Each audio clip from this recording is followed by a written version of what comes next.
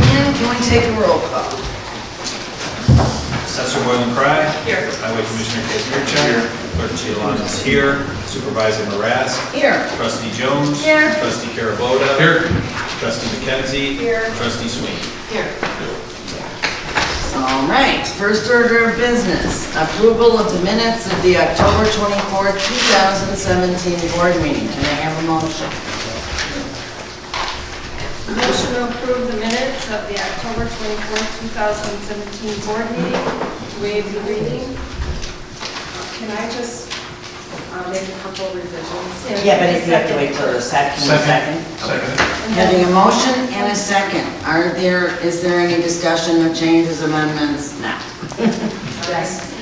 Ah, Oh, okay, so I just have a couple.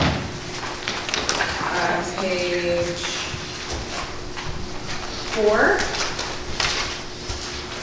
It's above the halfway mark on the page. Right above Supervisor Marask stated that Trustee Sweeney's statistics regarding general assistance programs are wrong. I think that we should add a subtitle that says officials report continued, because there was a public participation section. It's confusing as to what's going on. I also Just added, officials I report added Supervisor Marask's report, because that, it was, all the trustees had reported, and then there was a public participation by 2 people, and then it in the began- middle of my report. Right, and then it began with yours. So you want to add parentheses, Supervisor Moran started her board report, and then 2 people had public participation. Is that good? After the public participation, because the public participation. Right, I had started. but Yeah, then is it was there, oh, okay. So, I had gotten a couple sentences out. So I just said officials report continued. Yeah, yeah. And then on page 5, top, after Attorney Dowd stated, then there's, and the second sentence is, he also has been working on a few different matters that need his legal opinion. And I think there was a request that trustees receive all his legal opinions. Or, I'm sorry, maybe that's what I wanted to ask. Now that I'm looking at it, this is my note for my officials report, so sorry about that. That's okay. So you're striking that. Striking that, but on page 5, but under trustee McKenzie thanked during the, it says for a research, it should be for her research. And Agreed. instead of from several townships, it should say of several townships. Okay. Good. And anything else? Okay, do you have that in that? I do. That's it for me. Okay, and I have one on page 4, paragraph 2. Beginning with trustee Sweeney expressed her disappointment for not including in the October meeting agenda proposed by trustees and by her and other trustees topics that needed attention and discussion, such as a forensic audit of Maine Township budget and the supervisory authority on the food pantry hire and food pantry pilot program. I wanted to substitute that with after trustee Sweeney expressed her disappointment, and then substitute that next paragraph with that Supervisor Marask failed to include the agenda items proposed to her to reflect the start of the meeting agenda with bill pay at 6:30 to comply with the Open Meetings Act. She and trustee McKenzie and trustee Carabota also agreed to add the discussion on the supervisors, or wanted to add, that's what I wrote, discussion on the supervisor's authority for the assistant director of food pantry hire without board approval, and a discussion about a forensic audit. None of that was ever said. Yeah, I was going to say, what meeting, I didn't remember. That was not part of the meeting. It was part of an email, not part of a meeting. No, well, we even had it on here. You Yes, I can't, you can't referenced- just make stuff up. I didn't make stuff up. Okay, I'm gonna quote, just to make it all clear. Because there was already reference on here. If it wasn't in there, why would you, it says specifically food pantry. You hire, used food your pantry board hire. report to state what you stated. that trustee Sweeney expressed her disappointment for not including in the October meeting agenda proposed by her and other trustees, topics that needed, and you listen. And so I think that this does accurately reflect what you said. I said something about the start of the meeting with the agenda beginning at 6:30. I don't recall that. Do you? I don't. But I also would like to point That was out, one of the things that I requested in. which is email what we're to doing. I mean, That trustee, no, but trustee We had a full McKenzie discussion. we had and to vote, we had a discussion, and trustee McKenzie and trustee Carabota both seconded that they wanted to include agenda items. But Point not being, I want during your some, report. okay, we can revise this, but I want something in the meeting minutes to reflect that our agenda items that were requested to be included were not. It's here. It's So- literally right there. It's that paragraph. Trustee McKenzie nor trustee Carabota stated that. And can I just point out that from the Township Officials Laws and Duties Handbook, the minutes should not be a verbatim account of everything said during the minutes, only providing an adequate record of official action. And then later on, it says that things cannot be added that were not said. And it's on page 113.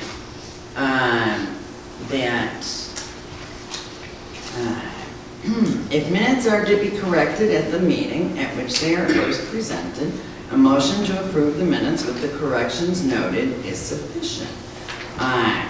A correction of the minutes is proper only when an error in recording has taken place. Thus, one may not, quote, correct the minutes to reflect a change in position or a viewpoint that was not stated at the meeting. The way this reads, it sounds like I was disappointed at myself. There was no reference to anybody else. Trustee Sweeney expressed her disappointment for not including any. Oh, all right, that's a different So that's issue. the issue. Okay, so for the agenda, how about trustee Sweeney expressed her disappointment that the October meeting agenda. There you go. So we'll scratch I out the had word. Supervisor Morass failed to include it because you had said no. And I one of the didn't issues say I'm bringing no up- in a public meeting. So, But I again- expressed my disappointment that right, it was failed to be included. right, but you actually technically sent the That's- request to Dana, not to me, for the agenda. No, I had sent an email to you. Yes, but that email violated the Open Meetings Act, so I couldn't reply to it in terms of putting I emailed it. directly to you. All right, that's, but you understand we're not encompassing emails in the minutes. So I agree with you I in totally your understand proposition. So how about I mean, this? and I want that reflected. How about trustee Sweeney expressed her disappointment in Supervisor Morass for not including in the October meeting agenda proposed by, Yes, that's fine. Well, I That would- heard that would work. that That trustee would work. Sweeney expressed her disappointment that the October meeting agenda topics proposed by her were not included. Why do we have to say Why do we have to say Supervisor Morass? It wasn't stated. She It was- creates the agenda, that It was- goes. Well, Dana and I both do. So it's like, It was, from what I recall, it was specifically stated, I think the way Peter's phrasing it, I think is the way we should go. There was specifically referenced, I know it was also brought up even in public comment with regards, I remember that. well, public comment is No, I know, not. but it was, but I remember that, I remember Susan said, I remember it from the meeting, that's, I think the language Peter was proposing would be much more reflective of what. Well, I disagree. But Well, how about we just reference the tape, the videotape? that's fine. Yeah, that's a good idea. That's what this should be. You all made Right, an but- agreement. If we did this, I agree, I think there's more that language these that need to needs be in there. short. Right, They need I to keep be. telling Deisha to cut them down. She's Right. got too much in here as it is. Right, so. this is too detailed. I agree. And we tried to cut them down. and you guys, I agree. yeah, so. No, I just want, if it is going to be specified, that it be clear. Aye. Because agenda items can be added by trustees, and they weren't. So that's important for me to communicate. You know, you have an agenda, Trustee but that doesn't Sweeney mean it precludes a trustee from adding an agenda. Okay, we get that. Trustee Sweeney expressed her disappointment in the October meeting agenda proposed by her and other trustees, period. There should be a period. And then they capitalized topics that she felt. And other trustees. Yeah, I'm saying. Well, that was- That was not, Previous you were sentence. speaking. Okay. When Can we say at this point to see the meeting tape? How about we just strike the whole paragraph? from Right. I mean, you used your board report somewhat improperly, because that's not the point of a board report. The point of a board report is to state what township activities you have done in the past month. So, that's also in the laws and duties handbook, that board reports are not to be used for political platform or philosophical platform. That is not the purpose. So, I'm okay with either striking it or putting a reference to the tape, but I think to unfairly add things is not correct. That's my position. Which would you guys prefer? I would like to have that language, Peter, as you stated. What was it again? Yeah, no, it was perfect. Well, if you corrected. If that was not what was said, you really can't. It was, what I'm saying is, from what I clearly recall, it was said, it was raised, it was specifically said. I think that you should reference the tapes I that, think like, so too.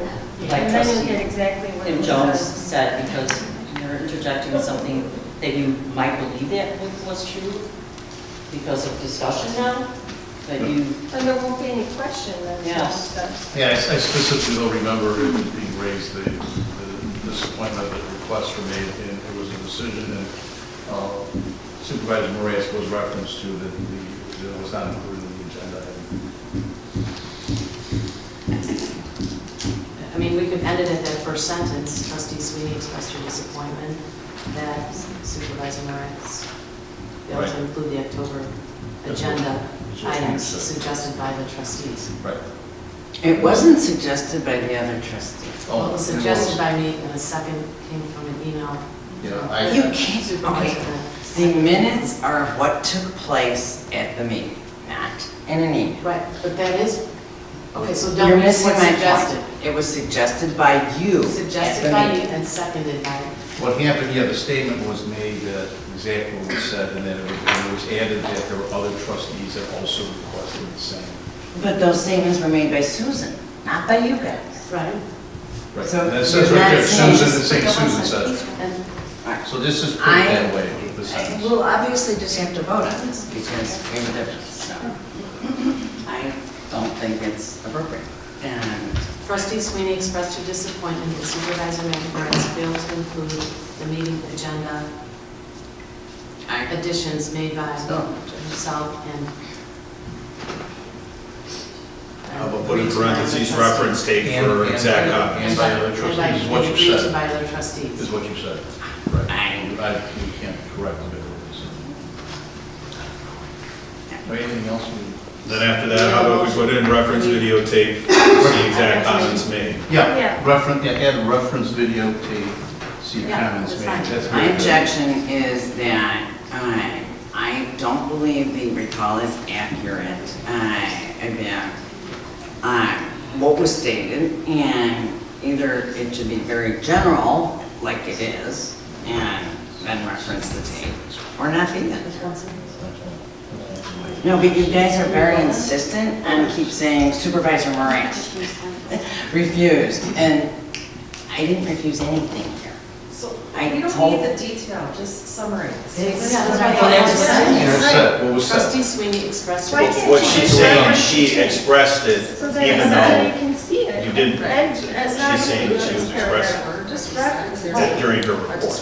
dispute about it. Right. I do what she did. Okay. I do. So let's, Okay, that so- sentence, I like Okay, that. but how about just regarding? No, just keep it with the sentences Peter talked about, and then after Peter said, see tape, referencing the videotape, let's move on. Let's Okay. move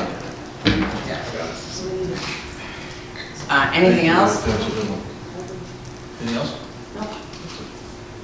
Dave? Nothing further. Good. All right. And we have roll call. Supervisor Moran. Yes. Trustee Jones. Yes. Trustee Carabota. Yes, with the amendments as referenced. Trustee McKenzie. Yes, with the amendment. And Trustee Sweeney. Yes, with the amendments. That was like our first time. All right. Now, I just want to tell you all that we have public participation. You can either do it now, or you can wait till the particular agenda item that you may be here to publicly participate on. Many people find that to be a better way to do it. So having said that, because public participation is allowed on any item of new or old business. So having said that, do I have any requests for public participation right now? And can you please step up to the podium? Tell us your name, Sharon. For everyone that doesn't know me, my name is Sharon McLaughlin. I have been a resident of the unincorporated area since 1971. I'm here for two reasons tonight. First of all, I would like to compliment you on the way the board report and the agenda and everything is up on the website. I think it's wonderful. I'm going to nominate you for a sunshine award, right? That's wonderful. That's wonderful. Second of all, I would like to compliment our code enforcement officer. He has done such a good job, but he's not a garbage man. Would you look at these? I'm sorry, Sharon, do you mind, I left my purse outside. I'm sorry. I left my handbag outside, is it okay if I? Go right ahead. Go. I'll run in here. Where is it? Is there all the same? But he's not a garbage man. Mike is not a garbage man. Oh, I see. So Mike does a wonderful job. And we all pay the same in the unincorporated area. We all pay the same, correct? Dana, your mom pays the same as I pay. Unfortunately, the way our townhouses are, there is a parking lot with cars that park at a right angle. There's nowhere for somebody to put a large item out. Subsequently, as you can see, people put a large item on this green space, which doesn't belong to us. It belongs to the condominium, who are great neighbors. Before her man can cut the grass, he's got to move this stuff off the right-of-way. And I would just like to have a letter from the township to our garbage company asking our garbage man to pick up whatever large items are on there. We don't have a parkway. If you have a parkway, you can put it out on the parkway. I have had people lean mattresses up against my car. I think I've sent the pictures already. They've seen it. The township did a great job trying to get this garbage to us. But this shouldn't be Mike's job to go around and pick up garbage. He's got a lot of things to do. When garbage people come by, they don't He goes down. grab these things? No, he goes down one way down the alley, and he says he would have to turn around and come back to get it up. Well, so what? Mike, I'm sorry, I think there's an issue with the contract, right? Doesn't Republic not take the large items that are not ascribed to any particular I have no building? parkway. I have no parkway. Bless you, bless you. So you're entitled to put one large item on. So you have 96 homes. We could have 96 items out there. You should pick it up. Yeah. Because some people put it on the street. But they tell me, for example, I do call, and I got yours picked up by my kid. They tell But me. this was, again, Thanksgiving. My son comes to pick me up, he said, what's going on? We have a bookcase, we have a mattress, we have a sofa. You know, it's not your fault, I'm not blaming anybody. No, I get it. I'm just trying to thinking we fix need it. to put And the something. public will tell me that they can't access because some cars parked in front of it. There's no cars parked. I think, but this is the point. with Laura, we need to know. Sharon, who told you that they would get it, that would require them just to turn the truck around? They don't want to turn the truck around. How do we know? Right. Did they tell you that, or is it Canada? No, I think Mike talked to them on They our said they don't behalf. want to turn the Yeah, truck. I could speak on that actually. I spoke with the route supervisor for public services, and that was supposed to be the thing, because of the problems that she's saying, the truck only goes one way. The only way to go ahead and get some of that stuff was just to go ahead and go in the opposite direction, and that's what I was told would happen. As of right now, that hasn't. I mean, like you said, a lot of times, sometimes it's just easier taking, let's say, some mattress out there or something. I got the pickup truck. Toss them in the truck, but I get what you're saying as well. And not only that, the township is paying for those Right. dumpsters to be taken So, away. so right? yeah, And it's you're like a right. little alleyway where they'll go down one way, and they should be going back, I guess, the other way, is what I was told on that as well. But here's what I was gonna be doing, because I had talked to another resident, and got her garbage moved by Mikey too. I was gonna have a meeting with the president of Republic in my office and talk to him and tell him we're not gonna sign the contract. Because You the have to contract, leverage. yeah, Right, and I, contract is up for renewal shortly. you're our voice, right? Right, Right. you are our No, voice. I actually had to send my to-do Does list. anybody else live in the unincorporated area? I just want to. Dagmar, is this a problem? Yes, it is. Yeah. Okay, Yes, it is. This is a way bigger picture, and Mike and I actually met with Tim Littner, who's our rep. We meet with him, probably every month or two. About that. Yeah, so I don't want to chime in. So the problem is, there's a million problems. It's transient, people dump in. Wait, Dagmar, I've lived there since No, 1970. no, she's No, talking no, about I'm- what Republic. I'm talking, yeah, so I'm just, what I'm We saying have to is, get it's not just like a clear-cut answer. And so it's probably a big meeting that we have to have. Yes. But the issue is, people are dumping, we don't know who's dumping, it's transient, people are dumping in the middle of the night, people are dumping big ticket items, we can't figure out who it is. We've met with Tim, our rep, and we've tried several different things, and some things work, some things don't. And I know this has been an ongoing competition forever, we've been talking to you about it, for a long Well, time. I've tried to talk to you forever about this. Well, my question is, if everybody took a 1 large item, is everybody there, are people paying? Maybe people aren't paying. I Who think checks that the Dana seat? and I will have a meeting with the rep because their contract, there's nothing like contract. It's up in 2018. So, yeah. But I've had consistent other complaints, so I have no problem going above Tim's head. I have no problem doing it. This is it, it's embarrassing. I will say It's that, we're not saying you're No, my son transient. says, move out of this town, is what, I've lived there, my investment is here.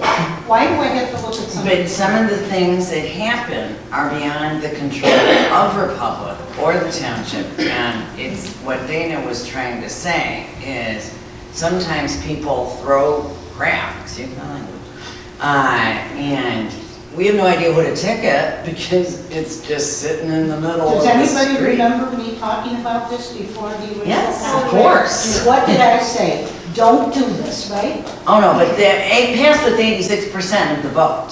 No, I'm agreeing for the greater good, it's a good idea, it was a good thing. But where are people, I've had a car 2 weeks, somebody leans a mattress up against Right. my car. And that's It's not right. ridiculous. And they won't go, I mean, Republic tells me they can't go on private property to take, a big ass, a big That's piece a of big one. Change that. Okay, before I start swearing too much, we actually feel your pain. I will take care of But what this is doing is it's hurting our home values. I agree. This is it. embarrassing. I agree. Not unlike those 2 trucks that are And parked Mikey on take the wall. pictures of Dee and. Two huge box trucks parked in a residential driveway. I will send And them. we ticketed that Pardon me? junk. See, we ticketed that junk. Well, There was a person who, he had 2 commercial vehicles. They're not allowed they're to do huge that. box trucks. in a Right, private and but driveway. sometimes you guys don't know that they have received the ticket. Somebody told me they know some things. That's what I was heard. That's what I Yeah, was but Sharon, come on. What is your address? Mine is 9515 Sumac, but you have to go down the alley. There's like a parking lot and the street is here and the parking lot is here, and then we run between D and Sumac. I'll send you a map.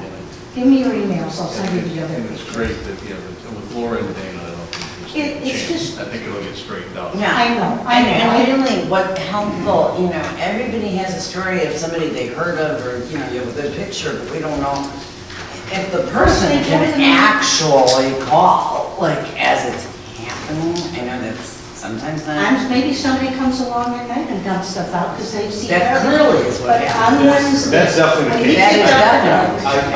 I've had reports come in like that, where people, not just even Sumac, or some of the places with the row houses, like Greenwood Drive off of Gulf Road. They dump. People saying that literally like a box truck will come through 2, 3 in the morning and just start shoving stuff off of the truck. And at that point, you're not going after any residents. I mean, it's basically, what do you do besides just get it cleaned up and get it taken care of?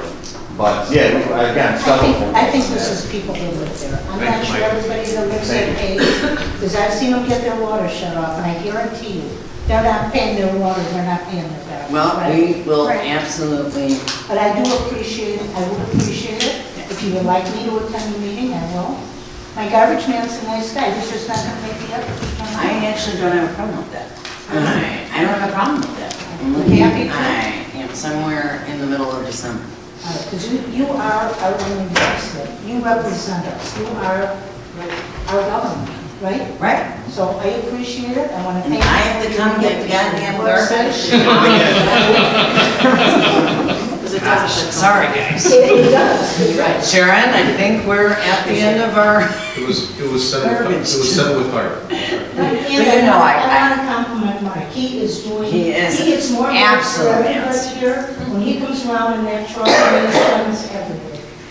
and actually, that's one of the reasons when I do have this meeting and I have to call, get their availability, I would like you there because, you know, some of these people think it's Mike's fault for not picking it up and he can't, you know, he It's does not- it special. It's their fault. They know Exactly. it's their fault. I don't like when they sit at McDonald's with like 10 trucks in the McDonald's in the middle of the day. Anyways, anybody else at this point for public participation? Hearing none, I am moving to approval of the general assistance expenditures. I'm going to make note that our bill review began at 6:30 in an open meeting forum. And with staff available for any questions, and having said that, can I have a motion to approve the general assistance expenditure? Motion to approve payroll for pay dates of October 20th, November 3rd, and November 17th, and general assistance checks number 50958 through check number 51017 in the amount of $103,734.61. And second. Having a motion and a second, is there any discussion? And having no discussion, Pete, can you call the roll? Supervisor Marasco? Yes. Trustee Jones? Yes. Trustee Carabota? Yes. Trustee McKenzie? Yes. Trustee Sweeney? Yes. Moving on, can I have a motion for approval of road district expenditure? I would move for approval of payroll for pay dates November 3rd and November 17th, and road district checks 20057 through check 20114 in the amount of $149,124.60. May I have a second? Second. Did you get that? Two people second. Okay. Susan seconded. All right. Having a motion and a second, is there any further discussion on it? Having no discussion, can you call the roll, please? Supervisor Marasco? Yes. Trustee Jones? Yes. Trustee Carabota? Yes. Trustee McKenzie? Yes. Trustee Sweeney? Yes. All right, and now I'd like a motion for approval of the general town fund expenditures.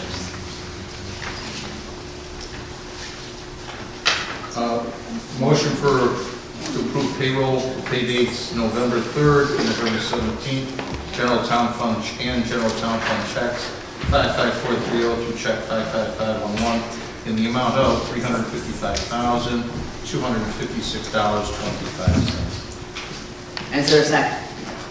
Second. Having a motion and a second, is there any discussion? Hearing none, can you call the roll, clerk Lewis? Supervisor Marasco? Yes. Trustee Jones? Yes. Trustee Carabota? Yes. Trustee McKenzie? Yes. Trustee Sweeney? Yes. All right, now, I ironically enough, Mike Saman, our code enforcement officer, so we get to talk more about garbage. Take a ride down, take a ride with Mike. I did. I have actually personally come out, and I get more upset about the gang graffiti. About the gang graffiti, that's what my I big thing is. haven't had it. No, it's gotten much better. Okay, good evening, everyone. Hope everyone had a good Thanksgiving. Kind of crazy we're here rolling into December already. Part of my first part of my speech was exactly what Sharon was talking about.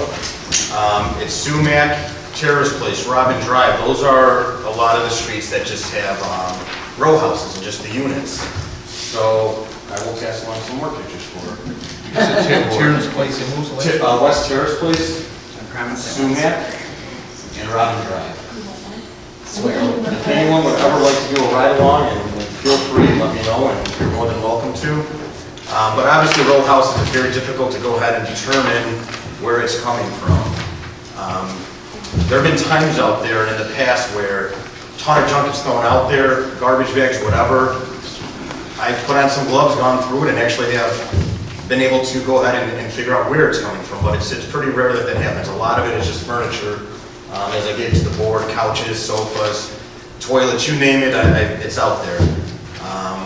I'm either picking it up, or I get a hold of the route supervisor for public services to go ahead and let him know to give him the green light to go ahead and take care of that for us.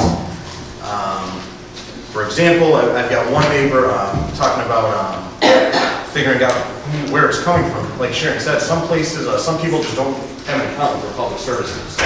That is an ordinance. You are supposed to have it, the owner of a unit. So even if you're renting, it's not the renter's responsibility, it's the owner's responsibility. I had one person on Robin Drive come to me saying that she thinks neighbors are throwing their garbage into her can. So we went ahead, looked into it, and for public services, they get back to me, and both of her neighbors did not have accounts. Since then, both of those neighbors have complied. They do have accounts. Can I keep these? Yeah, absolutely. They do have accounts with their public services. So, okay, that units A through G of whatever the edge, that's taken care of and cleaned up. But there's still something looking into the future that does need to be solved, that does need to be fixed, which I'm sure that we will. Other issues this month, though, moving away from garbage and into parking. I've had one resident gave me a call about his neighbor parking in front of his house. Very next day, I shared this story, neighbor watched. Very next day, I got a call from the other neighbor. He had watermelon slices in his backyard. So I guess that was his revenge for the neighbor throwing stuff for reporting his car. At that point, called the police if you got that going on. Other issues related to vehicles was commercial vehicle parking on township roads, along with an operative vehicle. These vehicles are given 72 hours to go ahead and remove them from the street before they're ticketed and towed. Branch pickup is over, obviously, for the year. I say this all the time in the neighborhood watch if they're still out there. Branch pickup starts in April, ends in September. We don't want them out there. It's a home for unwanted critters, so try to get away and do away with that. Had 2 permit-related projects this past month that had to be stopped and have issued tickets. Both of those were for brick pavers on the township right-of-way as well as a fence on the township right-of-way.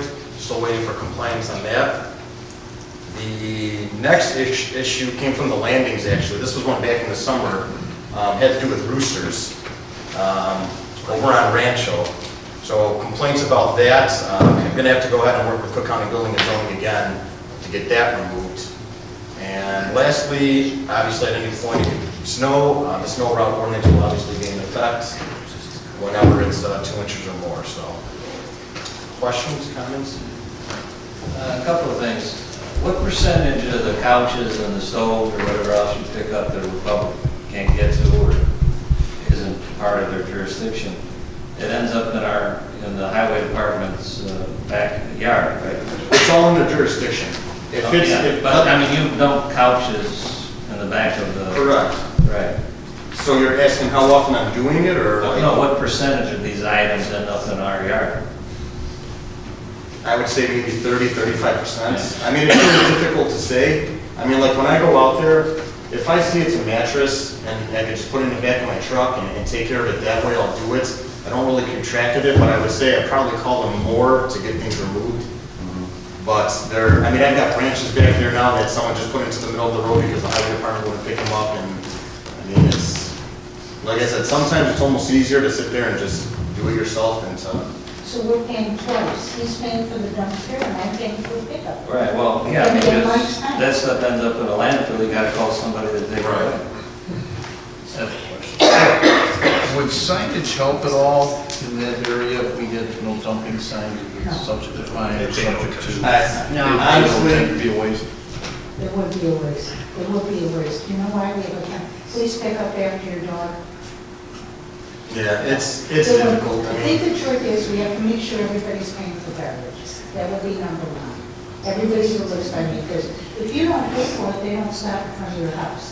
By me, everybody pushes their garbage cans out, and they don't know whose they are, so they take them off, right? So if we had any signage that said dumping is in violation of code, such and subject to fine, you don't think that would help at all? there's some signs that I know are out there, maybe let's say in the Robin Drive Alley or something like that, and it's still usually at some point, it's the same old, and they're still getting it. They're doing it at 2 in the morning when nobody's looking Yeah. anyway. A lot of them know what they're doing. And Yeah, it's people that live there. I'm gonna say it's people, because there's easier dumpsters. right. But putting a sign of no dumping is not gonna make my house look. I don't know, as part of an overall package, would that help, and you don't think that would be something? No. I mean, I don't think so. I still think like what Pete said, you're still probably gonna get some of the stuff throughout the night. I guess at the same time though, it doesn't hurt to just get more signage up there to Maybe it's a encourage it. package. Right. I mean, it's being productive and doing something. Or tell the garbage man he has. I have a question. Sure. Can we find them? Absolutely, it's just knowing who these. Right, 'cause we never know who it is. Correct, and that's why when this But stuff. can we create an ordinance? What I'm saying, can our township, this is a thought, Mhm. that we create an ordinance for having it in the, I don't know, like, although who would pay it? That's, Anybody have to be the person whose house is in front, which is. It's their word against ours. Right, we would never. it's difficult to go ahead and try that. Never mind. Yeah, I mean, I've knocked on doors, I've rung doors, I mean, I've tried to talk with people and they're either not, I mean, it's tough to believe in what they're saying. I mean, you go up to someone, they dumped a huge TV out there, Right. they're not gonna say yes to it, Right. more likely than not. Right. Anything else? Well, we will, I'm gonna absolutely have you at the meeting too. Yeah. So, we will Say one absolutely. other question. One of those permits that they were doing work without a permit, was that one on Noel, one of them? Not one on Noel, the two that I'm speaking about this past month is on Flora with the pavers, Yeah. and the other one was at Home and Lyons. Because Noel paid the fine, I mean. Noel paid the fine. They, I believe they'll need to, did they do permits though? Yeah, they came. Okay. Yeah, no, not that one, Wally. Okay. But yeah, no, the other ones we're still waiting for compliance on those, so. Anything else? Thank you, Mike. Thanks, Thank you, Mike. Wally, appreciate it. Thank you, Mike. You're doing a good job. Oh, yeah. Okay, our attorney has emailed me that he had to attend a wake and then his sister had a stroke. So, yeah, so really keep him in your prayers and he will not be making them. So, moving, oh, I skipped something. Never mind. Starting from Assessor Montgomery, we have attorney, officials reports first. Good evening, everyone. A couple of things I wanted to talk to you about, and one of them is the end of Murray Swanson, who was the head of the mainstreamer. She had retired this last week. She will be very dearly missed. She did a wonderful program. Very proud of the work that she did, and hopefully someone will be able to fill her shoes in the near future and maintain that wonderful program that she had for our residents, for our seniors. Another thing that has happened because of the soda tax with the sugar, getting that gone, Ms. Preckwinkle is kind of working on other avenues of saving some money, and we have found out through our assessor's office, that she's going to be getting rid of positions in the Board of Review, which was a real lifeline to us to accommodate our residents in Maine Township and help them with their appeals. So we're gonna see how that plays out, but I think it's gonna be sorely missed, and it'll be a difficult time for us to get through a lot of our appeals that we work with for our township residents. So we'll see how that play out. Another thing, I was at TOY this month, our conference down in Springfield, and I was awarded Elected Official of the Year, which was really a surprise to me and quite an honor. But I'll tell you that a lot of that comes from the support that you have that makes you look good. So my office very definitely is that support that I have to make me look good and work with me, work with our residents, make sure that they get things done that they need to get done. But not only them, it's the rest of this organization within the township that supports you and works for the residents in Maine Township. And that's what we all do. And I'm just so proud to be involved in the township. And I love my job. And you know, I love a lot of the people here. So I'm really thankful for that. And that's about all I have to say right now. Thank you.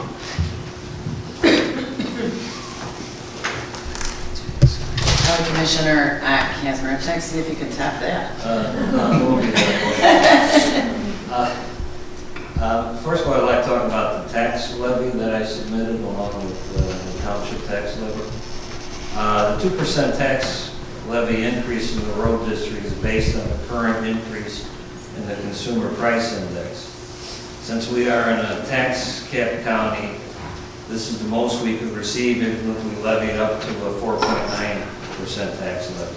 Since salt and certain road supplies are commodities subject to considerable fluctuation, maintaining the levy consistent with the CPI is a prudent course. Another factor is labor costs due to overtime. That is hard to predict given uncertain snow accumulation totals and potential flooding issues. Unrelated matter, the major Aqua water project on Washington and unincorporated Glenview is problematic. The contractor may not be able to complete the work before the asphalt plants close for the winter. The projected date for closure is December 8th. Aqua will then restore the right-of-way as best they can before restarting next year. And lastly, last week we received 350 tons of salt. The cost is still low at $46 a ton. It has occasionally exceeded $80 a ton. Collectively, we have 1,000 tons of salt on hand for the winter. And that's my report. Excellent. Clerk Palamas. I just wanted to take a moment to congratulate Assessor Norland Cry on winning the Elected Official of the Year. It definitely was a very prestigious and well-deserved award. Congratulations to the rest of the staff, departments, and people that won awards as well. It was a really good convention down there this year. Got a lot of good information. Got some new clerks. Got some good ideas from them as well. And an excellent picture of you carrying the township flag. And I did trip carrying the flag up onto the stage. My shoelace was untied, so that's good as well. So that's all I have. All right, and Trustee Jones. I would also like to congratulate Assessor Norman Fry doing an outstanding job in the assessor's office. One of the top compliments the township gets is regarding the assessor's office and the wonderful work they do. They're always surprised to hear that they do not have to hire an attorney to appeal their taxes, and they can get quality service and for no cost. So again, congratulations, and also to the other staff and programs. Recovery Connection was a surprise award that we received for best program, overall programs for the townships. And we received a total of 8 awards. So I did attend the Toy Conference, and it was very informative, as usual, and a worthwhile use of time. And I also attended the last General Assistance Funding meeting, where we listened to different agencies present their reports regarding funding. And I hope that everybody had a wonderful Thanksgiving. And that's all I have to report tonight. Excellent. Trustee Carabo? Also attended the conference in Springfield. The congratulations to all who won awards, and of course, Peter did go up the stairs and did not trip at all with that flag. I was going to comment about that too. The preparation for us to go to Springfield, obviously there was a lot of time that went into it, because when I got out there, it was very last minute, everything fell into place. It was wonderful. I really appreciate all the time and effort the staff put forth. And even emailing me to make sure I don't mess up on anything and I go where I'm supposed to go and do what I'm supposed to do. And Doreen is sick tonight, or she would. Oh, it was wonderful, and there was no thinking, just straight through.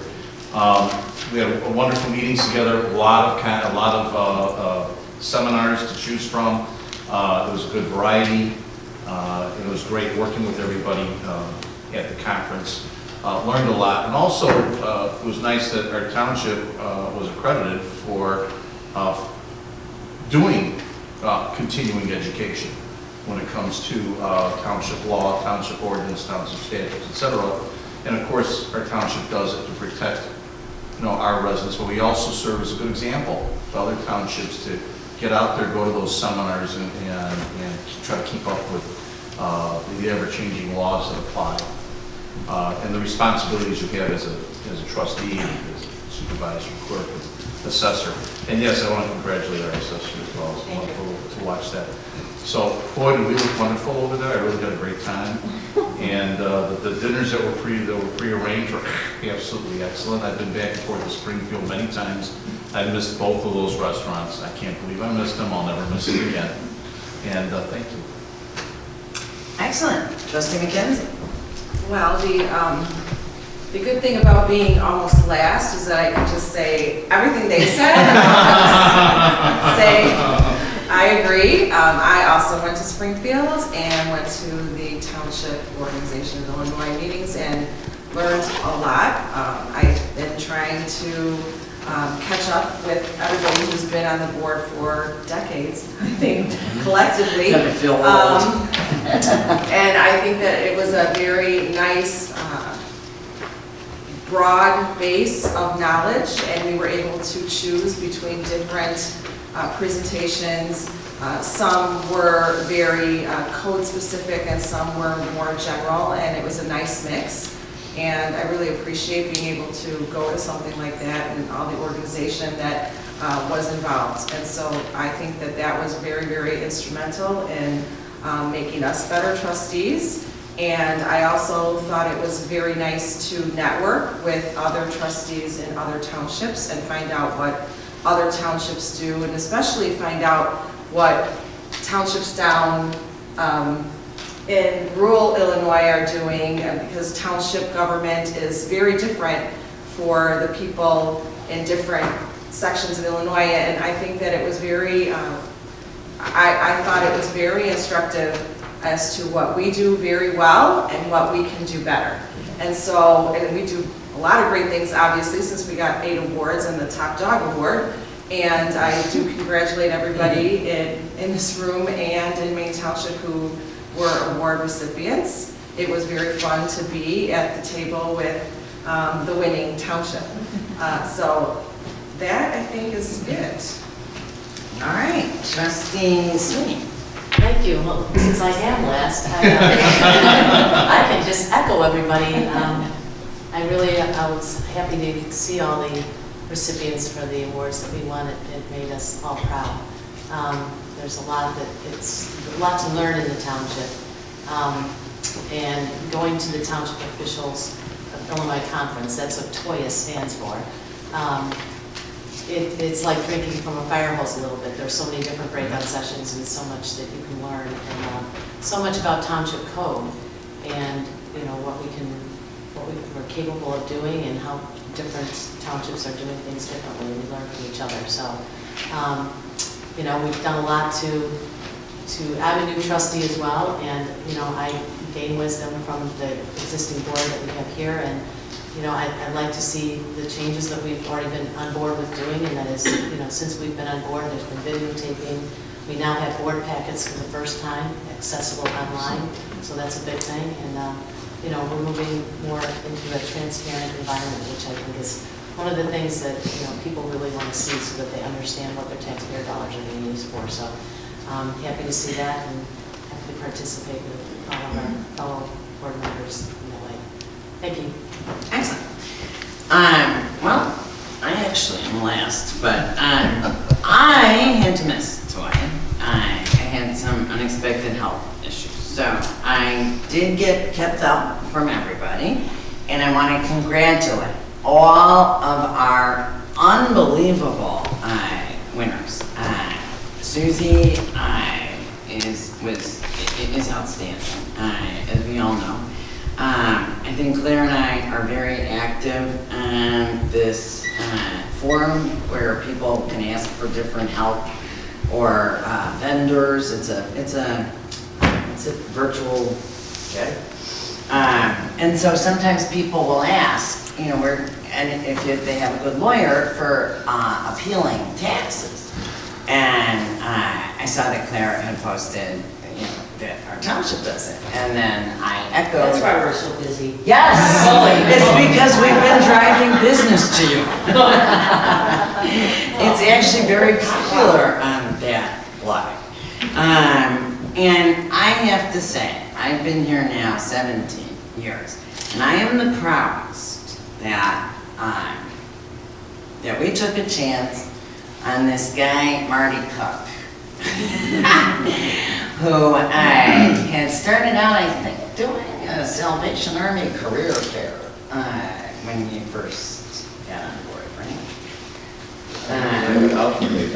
Right. That was when the guy used to come in here and Right. recruit. So I gotta say that Marty's program, the Recovery Connection, like early on, Kim and I and we were like really for this, and it was a landmark kind of program because it was funding a way to combat opioid and drug and alcohol abuse in a specific age range of 18 to 32. And, you know, some communities like to bury their head in the sand, and I'm proud to say ours doesn't anymore. And so what is incredible to me is we had submitted Marty's program for Best Innovative Program, and it won that. But as a surprise award, on the day of the breakfast, it won Best Overall Township Program in the entire state. Now that's really something.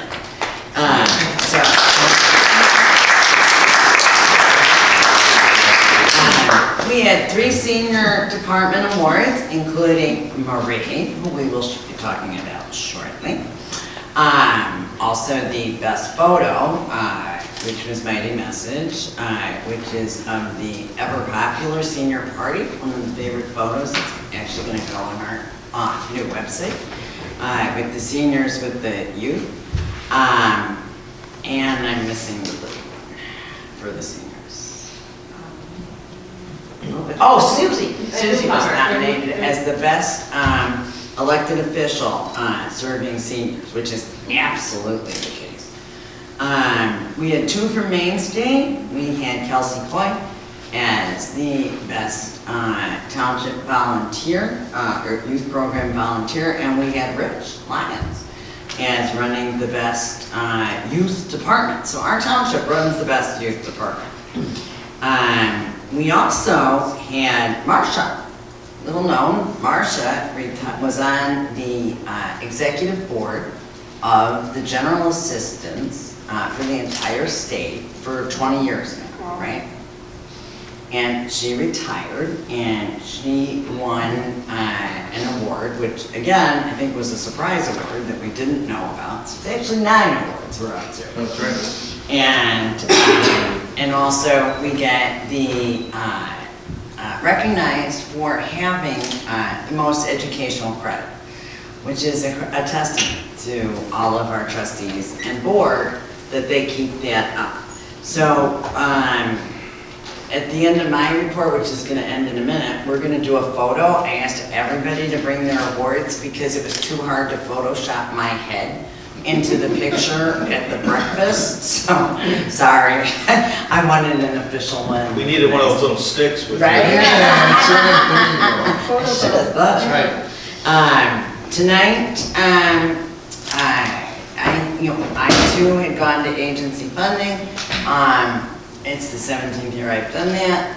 It's the hardest thing to do because there's so many worthwhile agencies, and this year some trustees expressed a desire to have it on the agenda for a discussion prior to actually voting in December, so they can see a little bit better how we, arrive at the figures we arrive on. So that's part of tonight's agenda. And in terms of, the township has been incredibly busy. Our paycheck system, I'd like to report, is a huge success. It only took me 4 login attempts to be able to approve the payroll. And that's after Dana approved it and Denise, and I mean, it really works. And this cuts down on so much money. It's really great. And also, we did put our board packets online. We added it to the agenda last and voted on it, and I think that's helpful. And Rich has been developing a way to index them, which is going to be even more interesting or more attuned. Also, Dana and I have been working at length on the levy.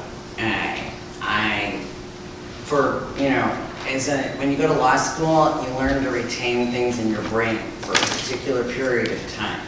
And then you forget it all after you pass the bar. I'm right? Wills and it's like everything you want to know about wills and trusts. I don't know anything anymore. So right now, I know a lot about the levy, but after tonight, no, I'm kidding. So tonight, what we need to do, and we'll talk about it a little more. We are not asking for any increase. We're keeping it flat, and which I think is a good thing for the township board, and we'll get into a little bit more of the reasons later. And we're different than the highway. We don't have the salt issue, and we are not at such a whim of the weather. But we are not, there will be no increase in your taxes. And are still the lowest taxing body, I might add, after watching 50. I'd like to, again, Dana did some outstanding research. 90% of the other townships are asking for an increase. So, doing something right. So having said all this, can I get everybody to bring up their awards, and can we take this picture, and then we're going to go, if it's okay with you guys, I'm gonna switch new and old business, so we can do new business first. Oh, yeah, but I'm gonna take the picture under my.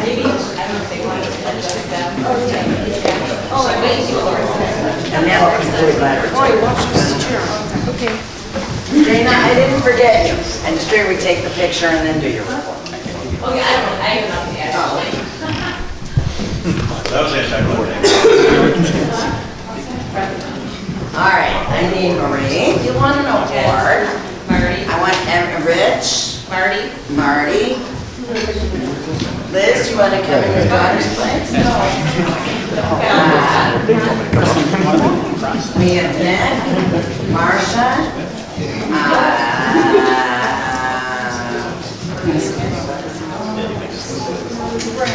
All right. like this, man. This is why I'm not allowed to go. Can I have it?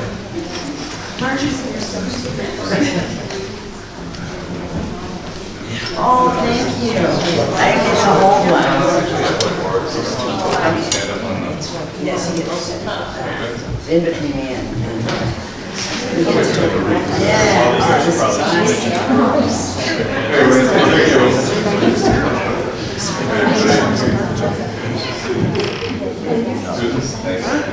Okay, well, we'll take, three. 1, 2,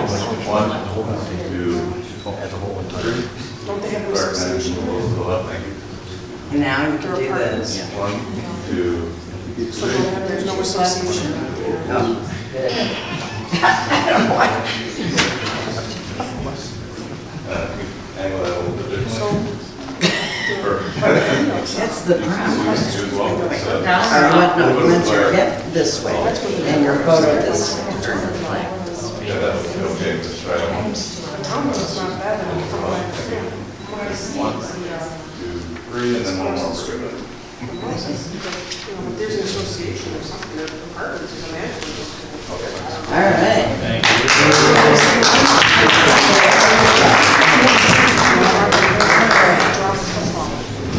I think I heard that.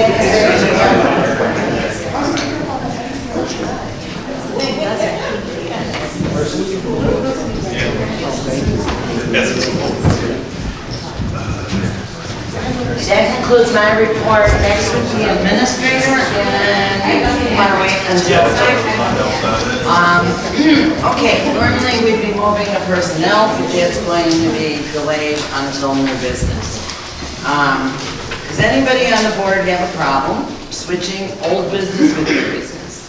In other words, does anybody have a problem addressing new business now? Because I think that most of the people here are wanting to make public comment on new business. Am I accurate? Okay. New business, so, I mean, I do have discretion over the order of things. The old business shouldn't take too long anyways. So under new business, we're gonna have a discussion of agency funding. And, like I said, in the past, we have 4 meetings, 3 meetings? It's about 3 to 4, depending. Right, depending on how many agencies apply to us. We have a very strict and detailed application. And then follow-up questions can be asked, and in this particular, we're asked. And we look at a variety of factors, and we have had agencies that we have funded for years.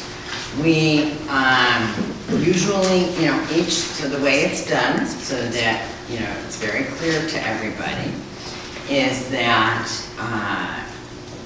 by this Friday, everybody is to get to me their recommendation as to, and if you see at your seats, that you have the spreadsheet for the last 4 years, I think, 3 years, 4 years, as to what each person individually recommended for the particular agency.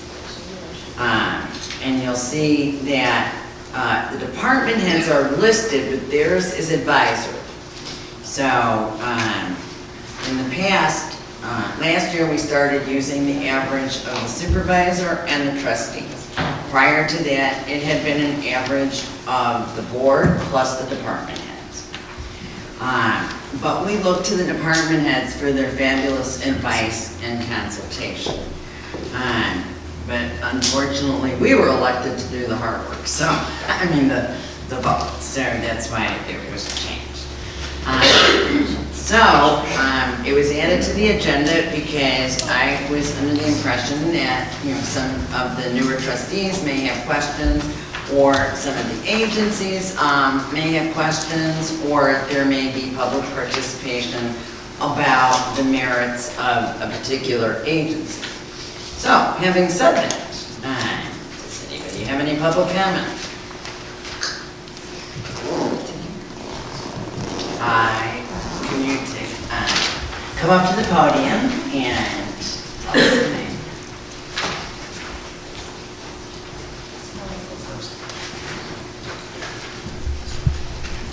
I'm Adrienne Tim. I've been a resident of Maine Township for about 35 years.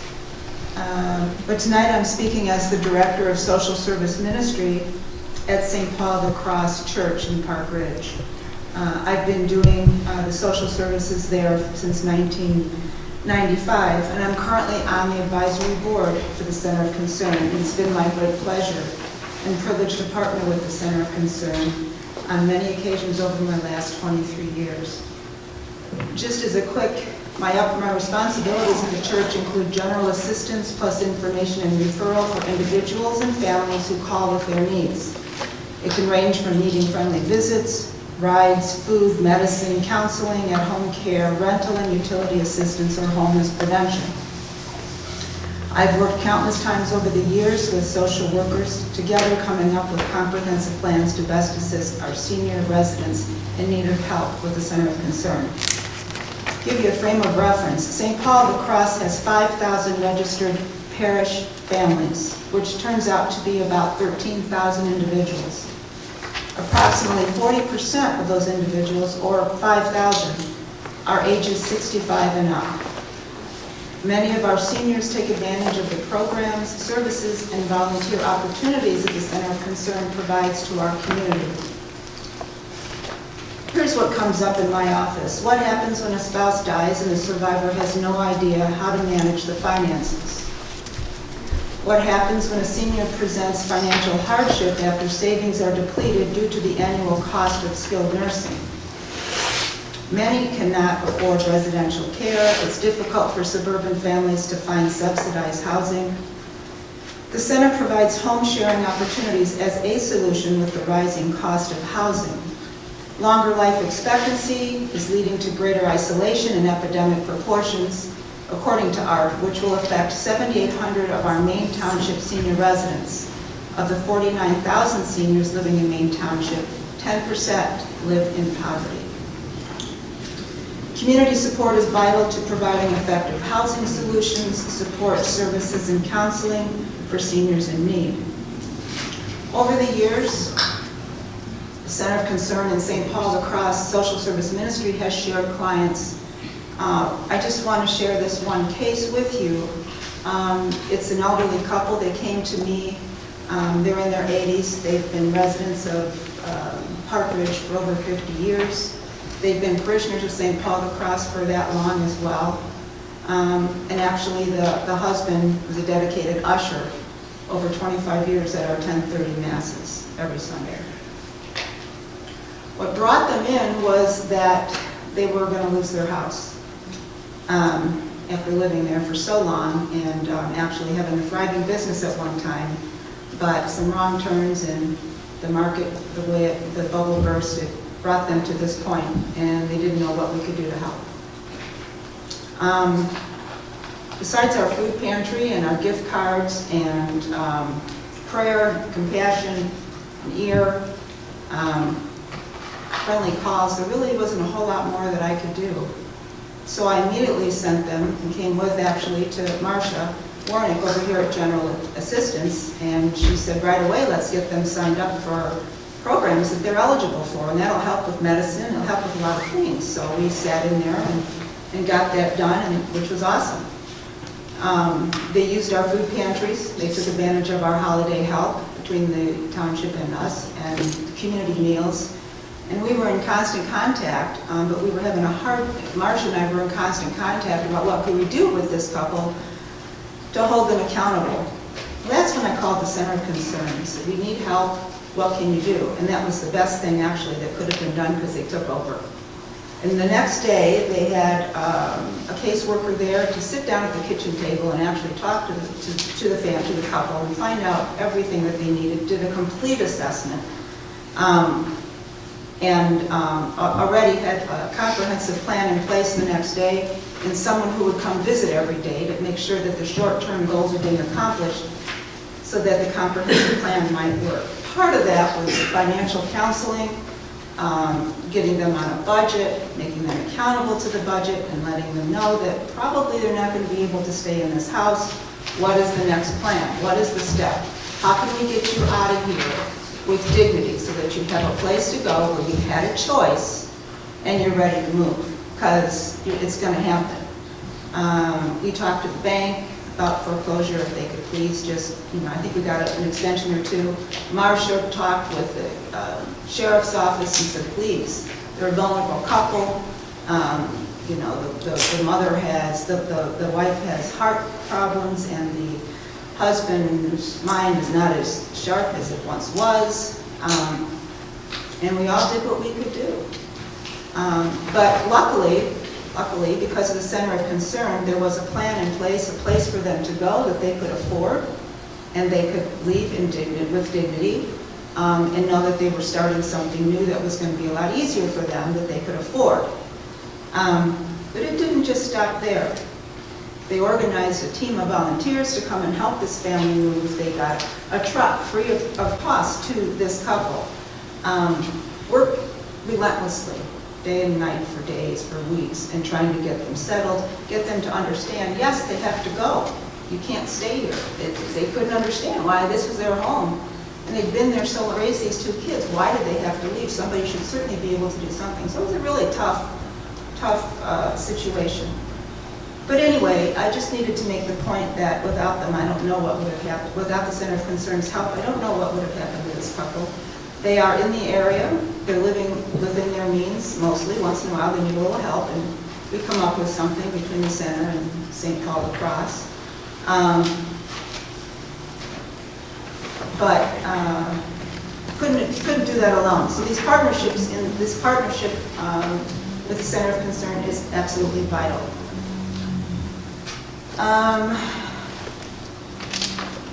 They have 2 adult children that were also displaced. The Center of Concern has been giving them employment and substance abuse counseling. Center of Concern has been serving residents for 40 years.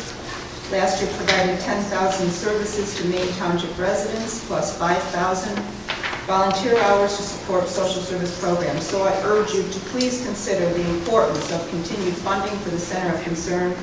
This important funding directly assists residents of Maine Township. It is necessary to continue cost-effective programs which call upon established partnerships and significant volunteer support to address unmet needs in our community. Thank you.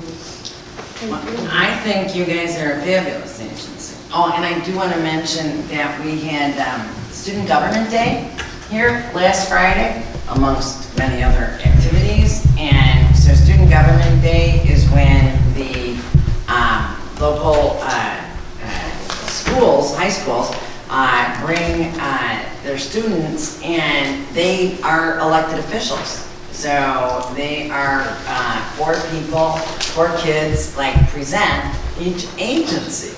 And then the elected officials, it was very strange to see that. I videoed it for anybody who wants to see it. And they asked questions similar to how we did at agency funding. And they came up with almost exactly what I came up with last year. I was really hard. But they loved Center of Concern. was my point. But it was really amazing because these kids who, the future of America, are very civic-minded and recognize at that age that social service funding is so important, especially from the township because of all the different cuts that have happened elsewhere. Are there any other comments or questions? Yes. Step right up. Thank you.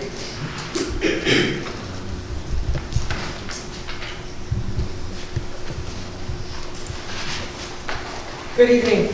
My name is Mindy, and I'm a social worker at Advocate Lutheran General Hospital, Older Adult Services.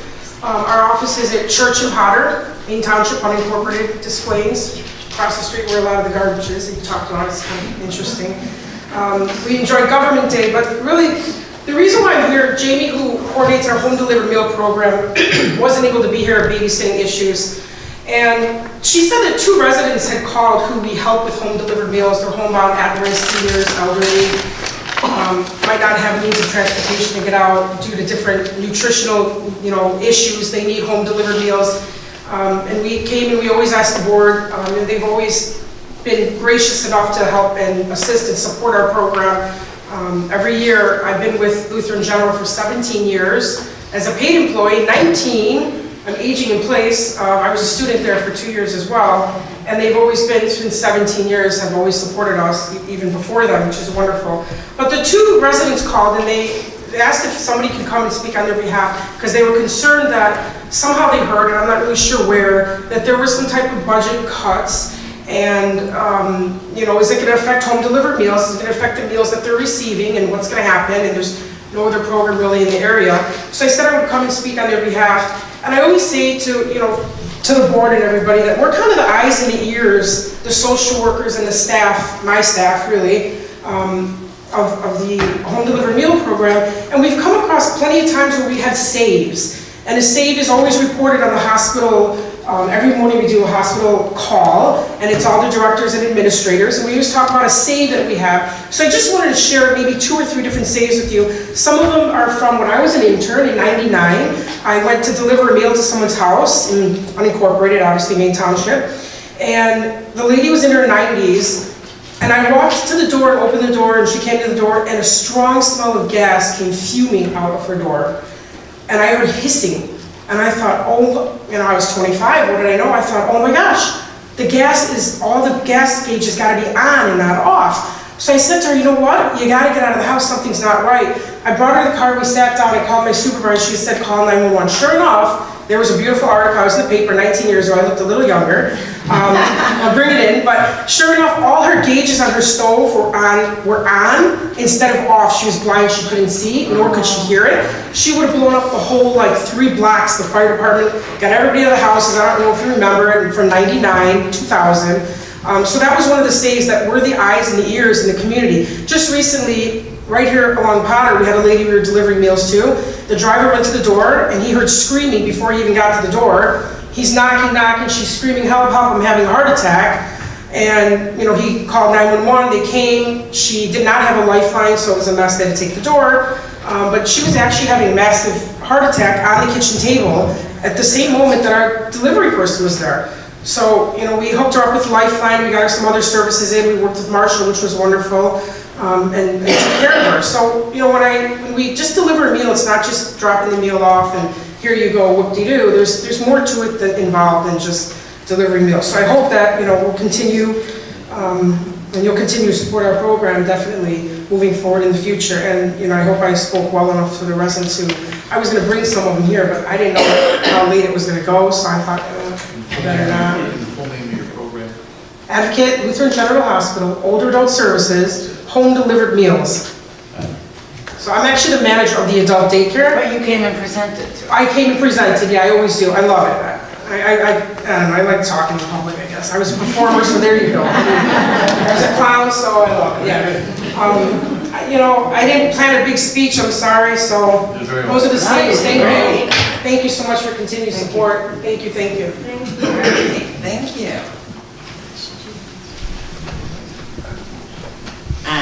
Do we have anybody else? Lady in the front row.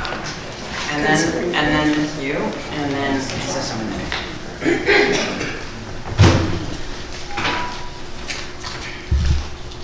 My name is Jean Deach and I live in Park Ridge. And tonight I'm here because I've talked to several seniors and families in Park Ridge, and they have concerns about the agencies being funded this year, because they've heard rumors that maybe they won't be funded this year.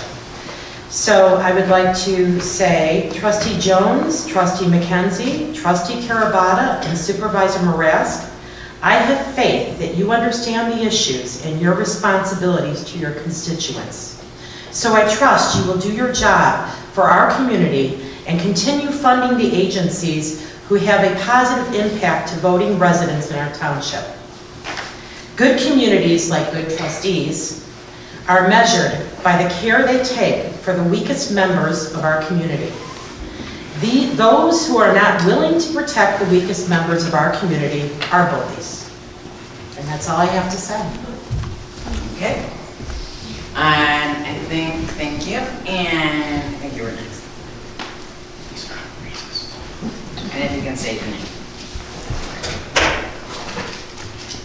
Good evening. My name is Joe Keenan. I'm a resident of Maine Township. I also have been a resident of Park Ridge since 1952 when my parents moved there and were kind enough to bring me along.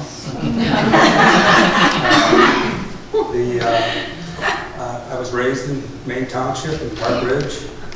When it came time to raise my family, I moved back to Park Ridge, Maine Township.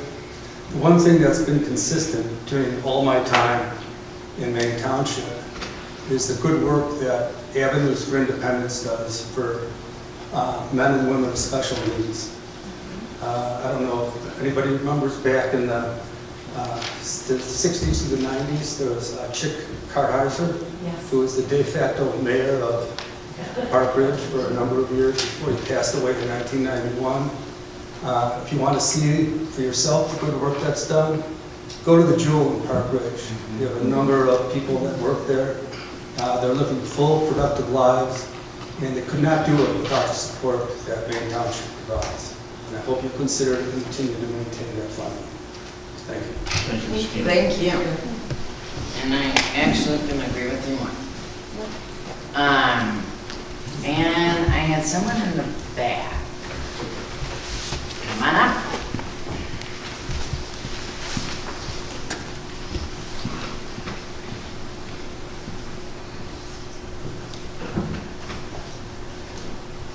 Good evening.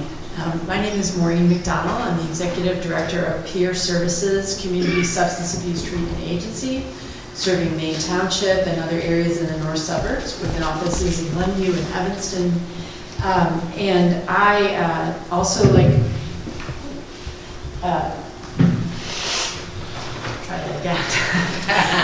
Like my colleagues who just spoken, appeared for the funding hearing and responded to follow-up questions as well.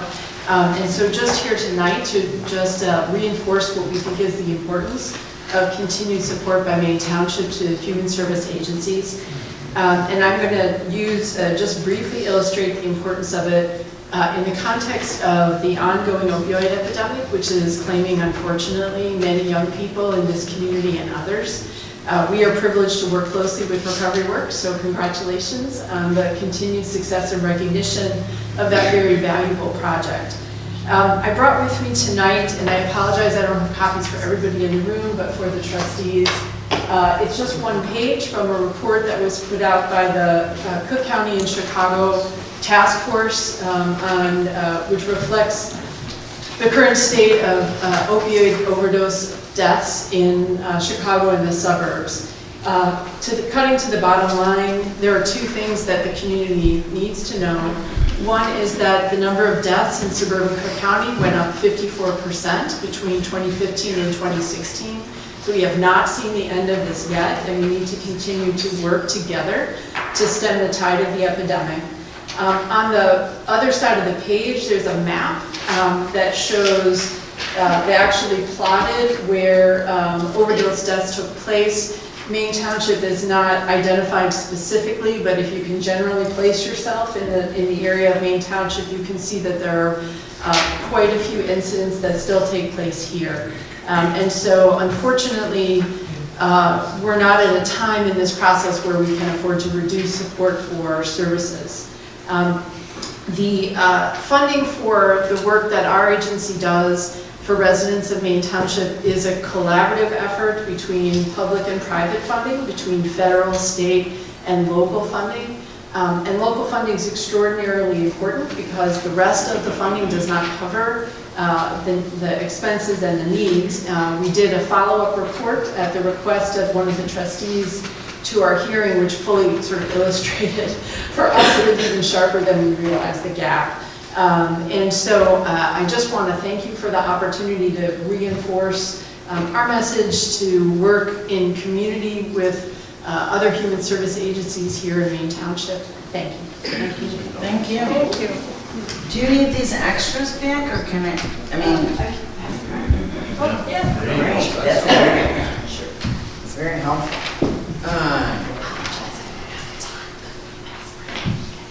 And you and Marty, I assume, Maureen, you and Marty, I assume refer to each other, right? Absolutely. Okay, excellent. Along with our people.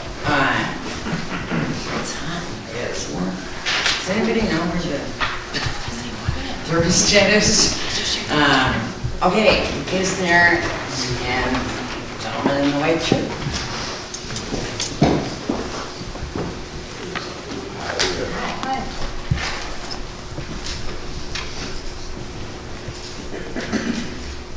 I'm going to keep this short and sweet. My name's Dirk Albeck, D-I-R-K, last name Albeck. And I'm a lifelong resident of Maine Township. I've been involved over the years with the Areas Independence, Center for Concern, Northwest Suburban Daycare, and a number of agencies we've funded over the years. And I just feel it's part of Maine Township's job is to fund these agencies and to take care of the people that need to be taken care of. We've done a great job over the years, and I'd like to continue to see you funding over the next year and beyond. Thank you. Thank you.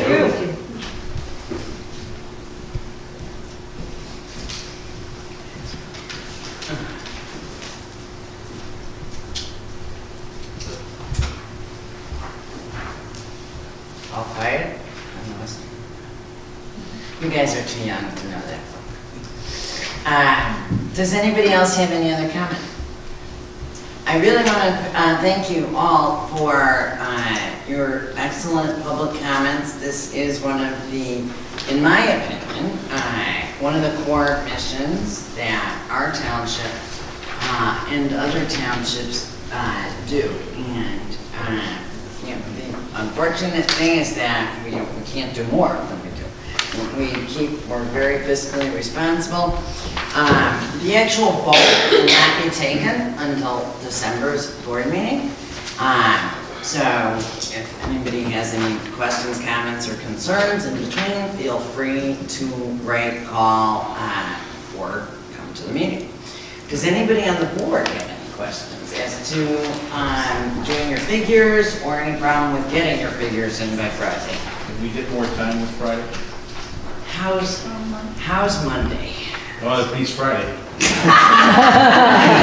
only because I have to make this spreadsheet. And the board meeting is the 27th. So, all right, how's a week from Friday? We call it good. All right.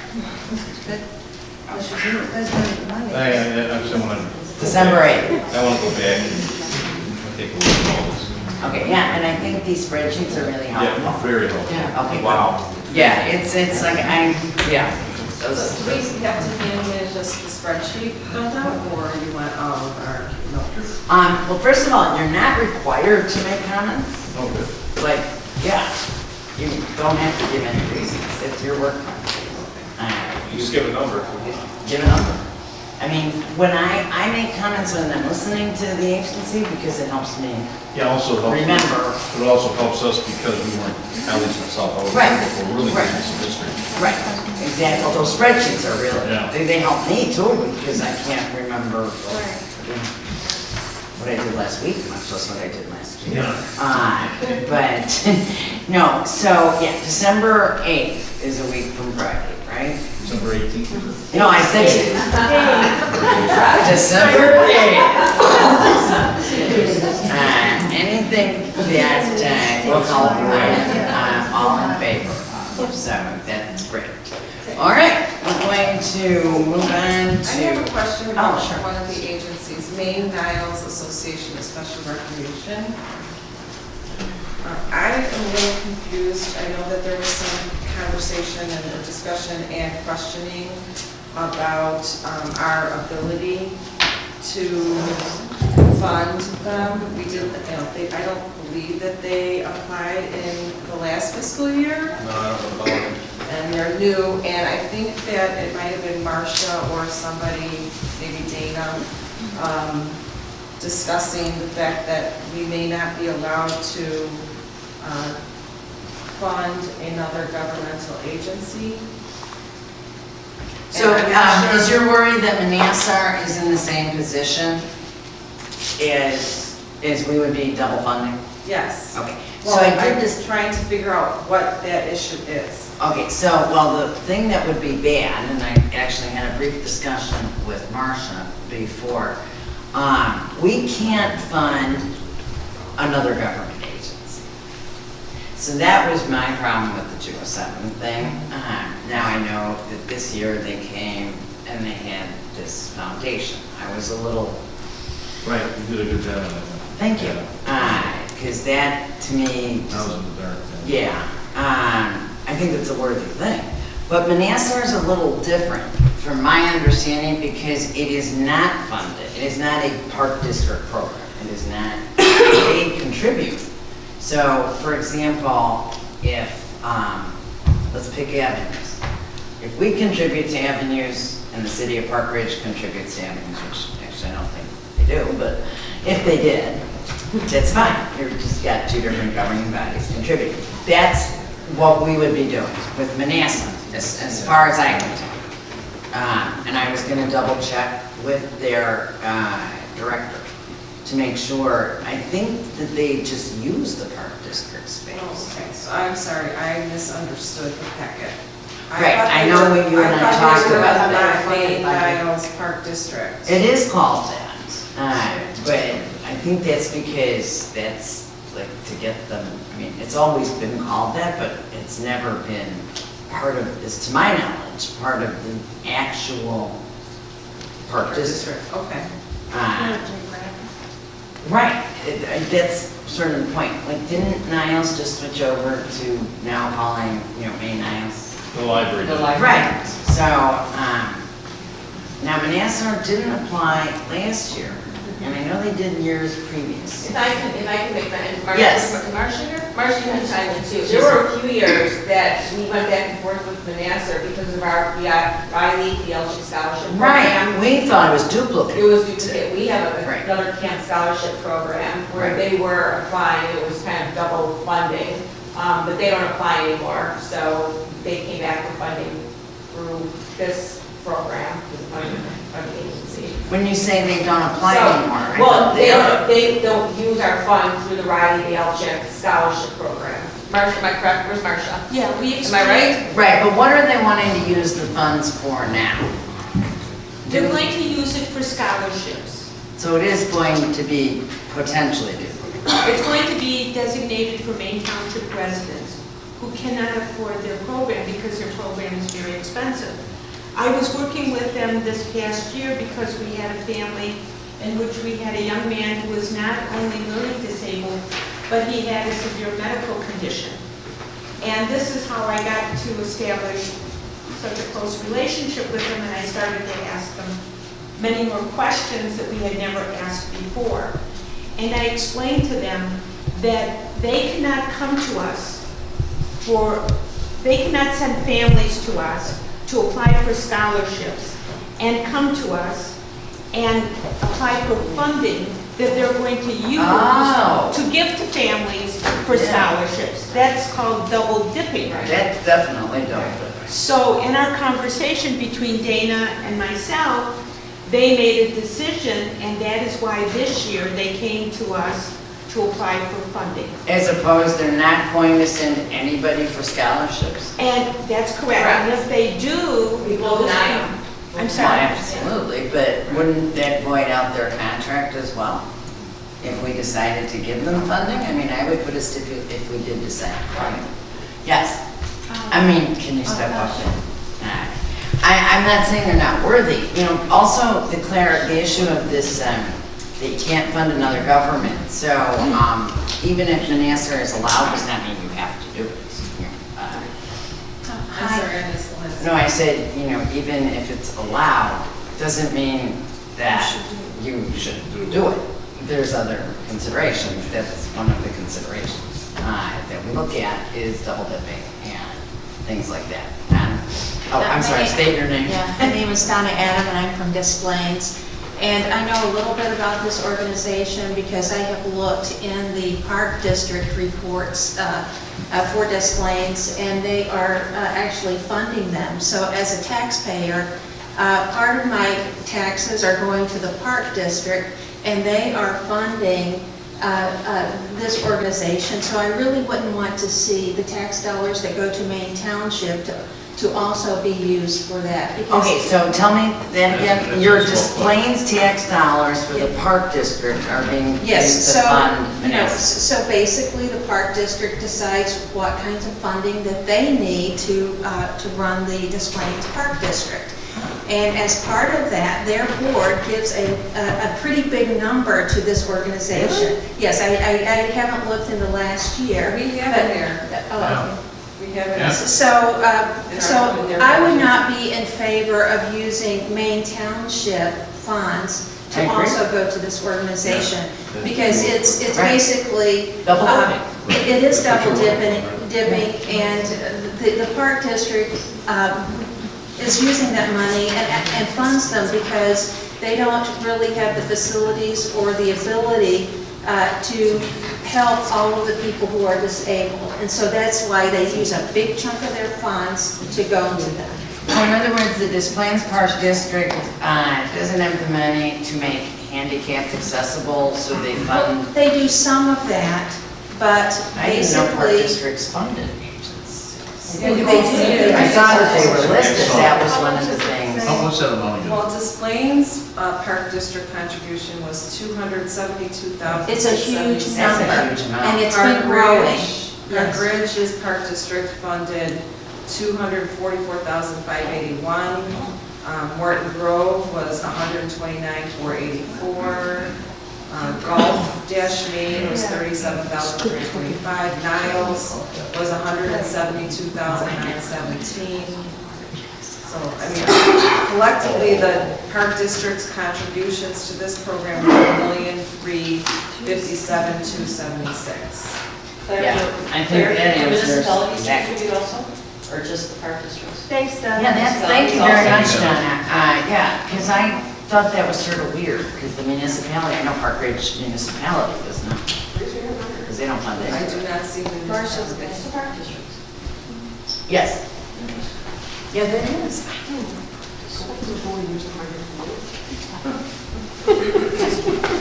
She's hit me, you see that?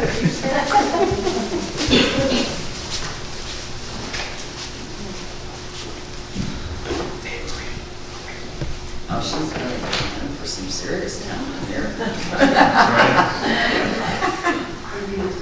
First of all, let me say I understand your concerns. Name.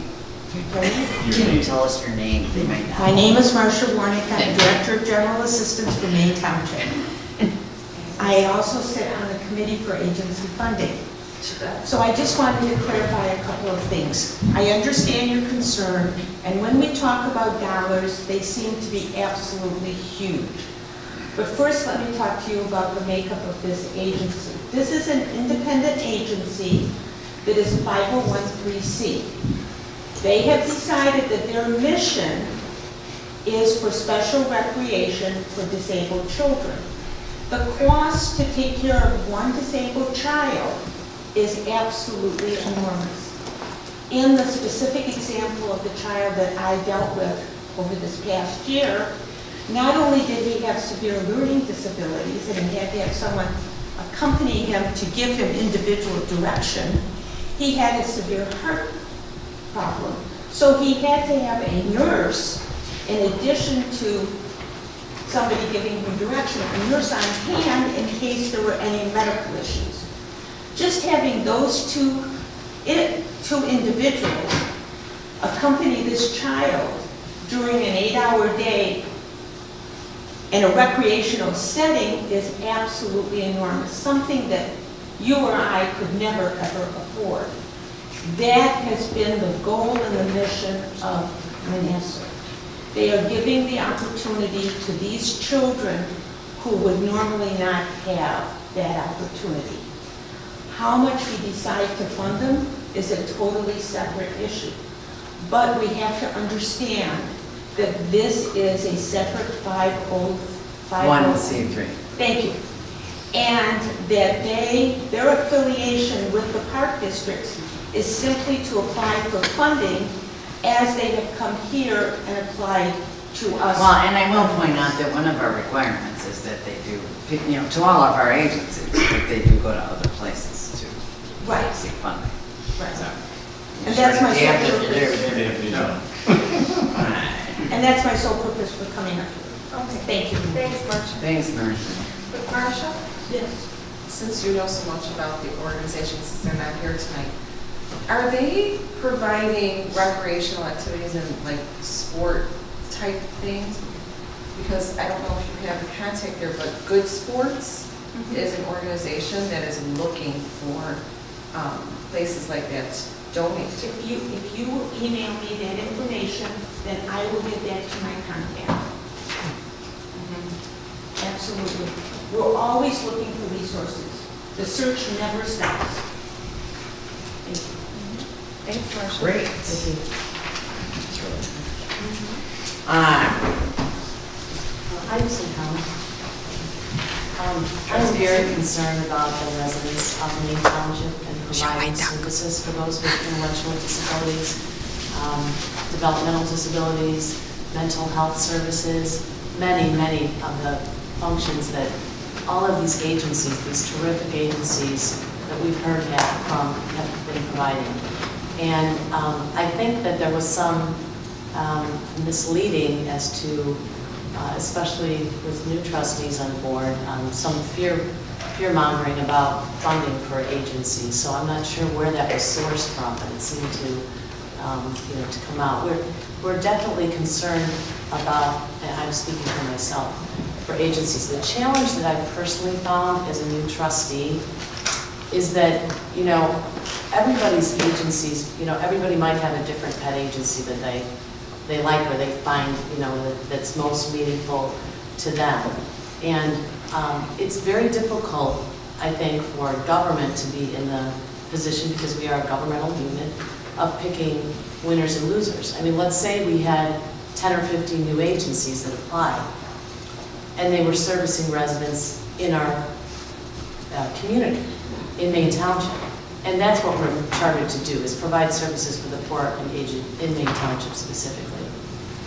I wouldn't want to preclude anybody from having the opportunity to receive some of the services that maybe even some establishment agencies have been providing if somebody new came in to play. But I think what we've done in the past, and what I've been reconciling and trying to, wrap my arms around by studying all these agencies and spending a lot of time looking at what they all do, is that it's very difficult to know specifically, like what the true cost is for down to the individual level. And I had asked questions, not to burden agencies, and I know some people spent a lot of time in some of the additional questions that I had asked about who's receiving what services from Maine Township, from you, and specifically what the per unit cost is, and the data service, and the amount of funding that's been applied toward that. I want to give you a little bit of a background as to why I asked those questions and what I'm concerned about, I think, ultimately. And that is that as a governmental unit, I don't view us as being in the business of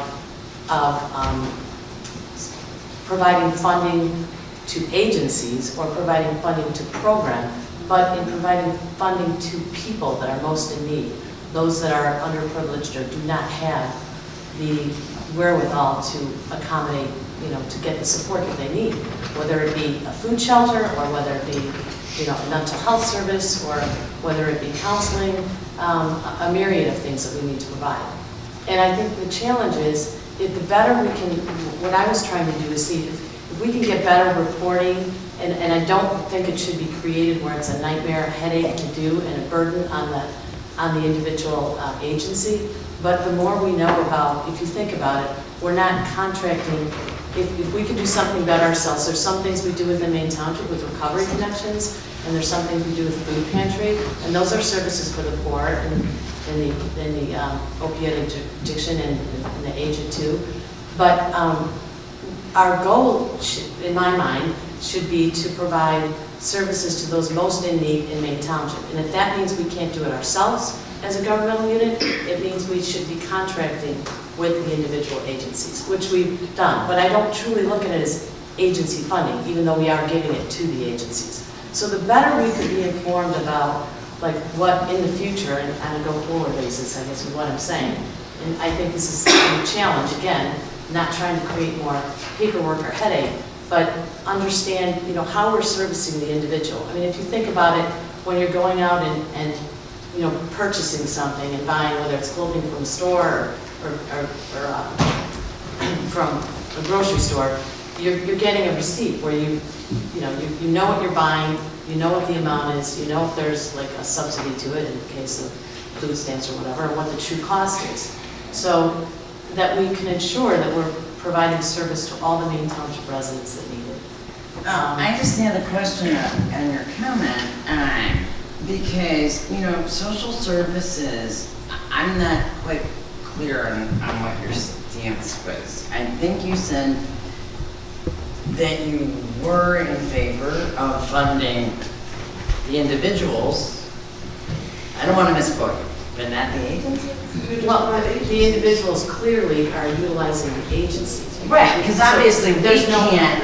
question Right. for funding agencies, but when I say it's more the nomenclature, the terminology, and that is that what we're really funding, what we're really contracting for is for the agencies to provide a service or have a contract for Which we the do. individual to receive services. Right. So that we know what the true cost is, who the person is, who the recipient is. That's what I wanted to the make time it they kind of. So, these types of social service funding, mental health, and I'll get you in a minute, are sometimes not quantifiable, like a pound of sugar at the grocery Right. store. It just isn't. Yes. So I think that they really went an extra mile to try to answer your additional questions.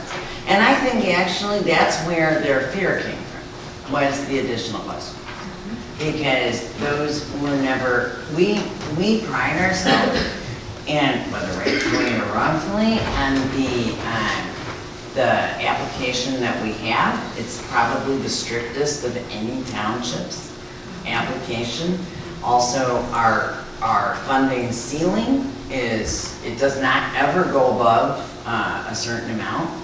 And so we are, what's the term, least restrictive, we try to be the most fiscally responsible within the mission of, and generally, will not fund a new agency until they have shown that they service enough residents to make it worthwhile. You saw all my questions during agency funding. I think some agencies wanted an increase of $5,000, and they would, use client hours. Client hours is not a good barometer, and I think I cross-examined probably the most. And, unduplicated clients, and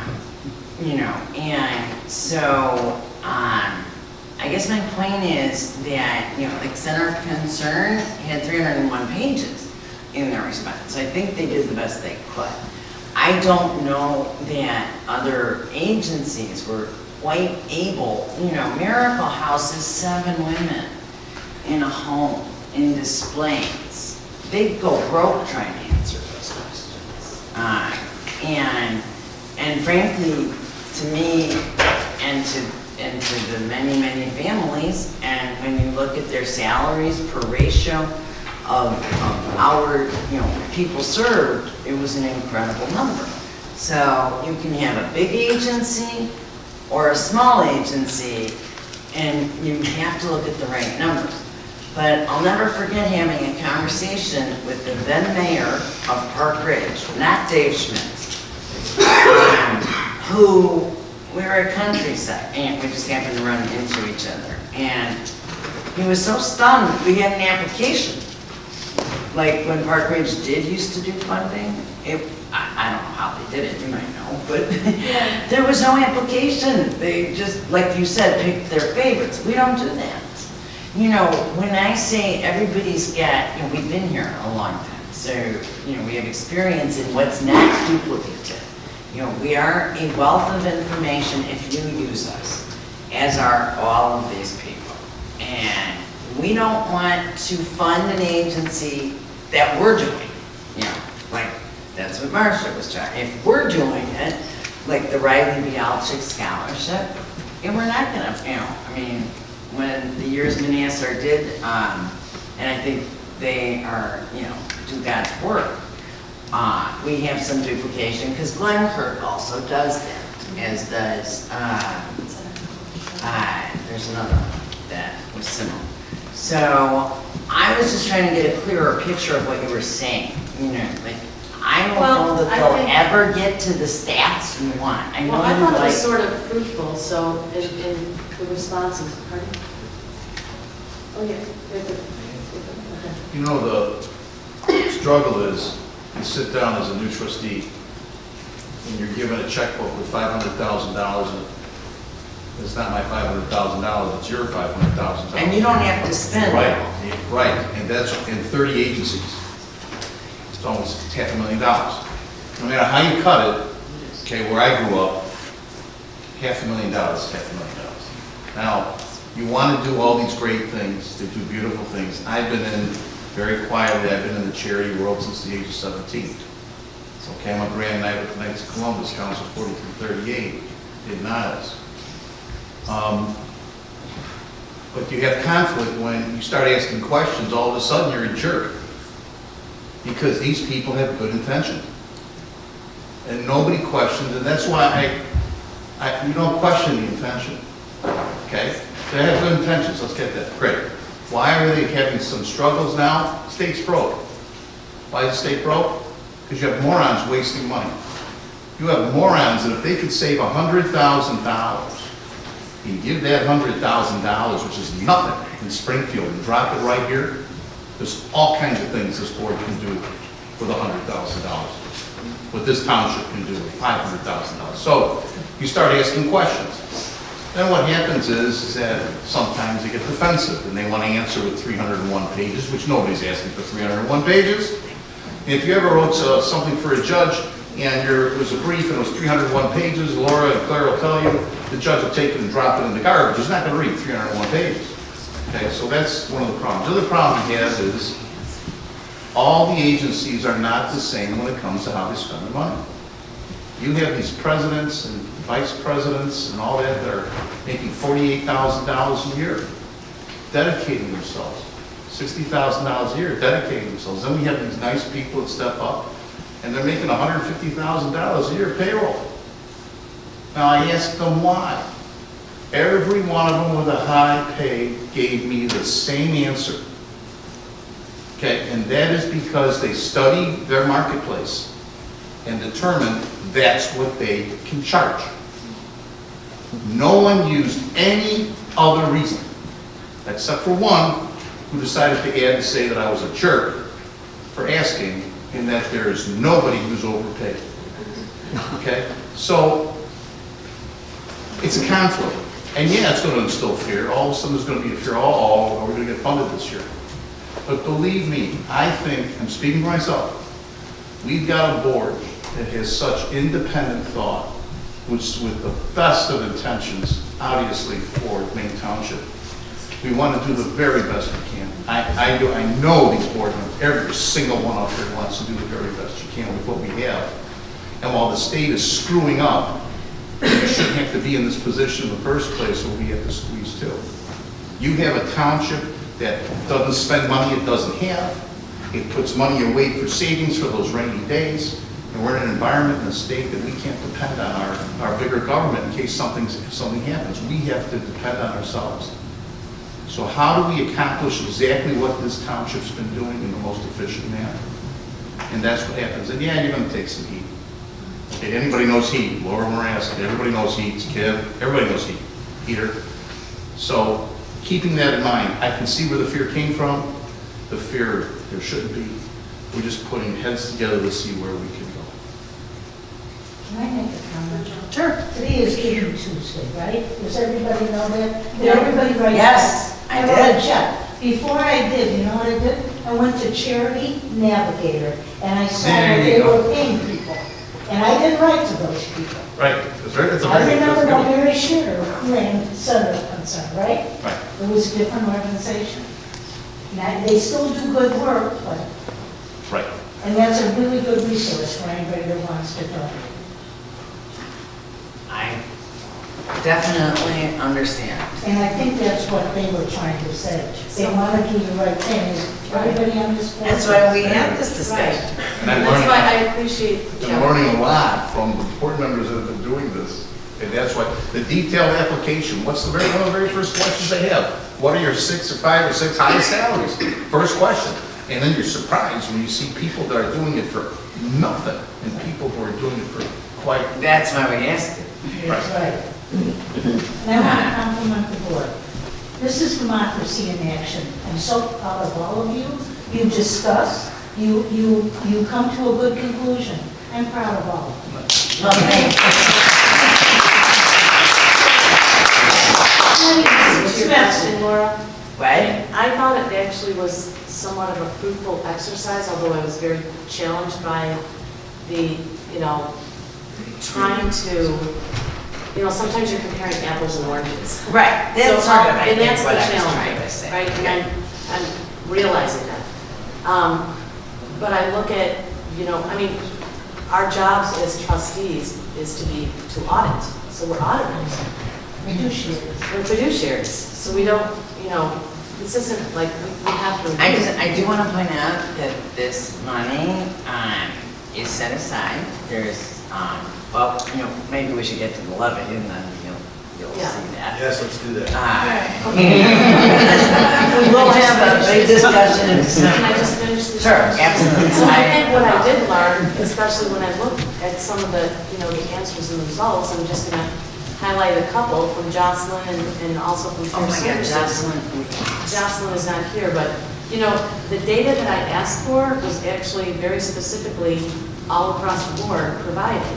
And it helps me to look at it because I can understand, even though we have confidentiality and a lot of people chose not to answer at all because they said of the HIPAA requirements, and I understand that, but, whether it's patron A or person A or first name only, there's some people that, there were people that provided a lot of data. And I think, knowing that we track it, I think it's a good thing because, after all, I have to answer to the residents that ask us, who are you providing service to and why? And, I just want to ensure that all the Maine Township residents, as individuals, are getting service. That's the concern. And if it happens through agencies that we contract with, that's great. But I think knowing the accounting to the greatest extent we can going forward, we'd be helpful. Because it helps us audit, just like we said in audit bills before, every meeting. So that's my thought, if we had some kind of consistency, whether my questions were the ones, Laura, or we look at other ones, but on a go-forward basis and for the year, We like to can see certainly better look to tracking. adding, we've always felt that the application was so thorough and It's not about the application though, it's. Well, that's actually, many of your questions, some agencies chose to refer back to the application because some of the questions were addressable by the application. Like unit per hour, I understand your additional. But it's also they're not answering by saying Right. it back to the application. Right, unit per hour or, The cost. the unit cost, a lot of them had answered that Right, in but the it's- application. Okay, but, carrying it out to the individual is not. Right, it is. so- And I'm happy, for next year, if you want to develop That would be great. something in between them. Yeah. I don't blame the agencies for being very leery of giving a list of names. I mean, I didn't expect that they would violate HIPAA. I never, ever expected that. but It's then not I like you didn't can call understand this- why you. Because this happens across many governmental agencies, like. No, I meant to library ask services for it. places. They might have patron A, patron B, or there's an identifiable. I think they number. really wanted to help you out, and Yeah. they took it Right, and I seriously, think and you you guys- asked for a list of names, so that was, I Resident. don't think they wanted to, Identify residents by whatever means. oh, I think they thought you meant you wanted names. I think we're beating a dead horse here, guys. I don't want to. Forward now. That was my problem. So it's good we're having this discussion. And, all right, we have to move on. Yeah, can I ask a funding question, because that's what I thought we were gonna have the agency discussion about. District 207, school-based health clinic or health center. I have the same question about I do too. whether or not we can fund them, because they are doing, well, 100% of their work is to serve Maine Township students. And they do things that nobody else does, and we don't do. So they qualify, but do we have any kind of restriction? And I know somebody, and I think it might have been. It was Rich who thought Dan had done a legal opinion. He did not do a legal opinion. So do we need a legal opinion? And We probably do. okay. I know They there's, did change their. right, I thought it was a little shady, the, Yeah, I remember that. you know, the foundation. Yeah.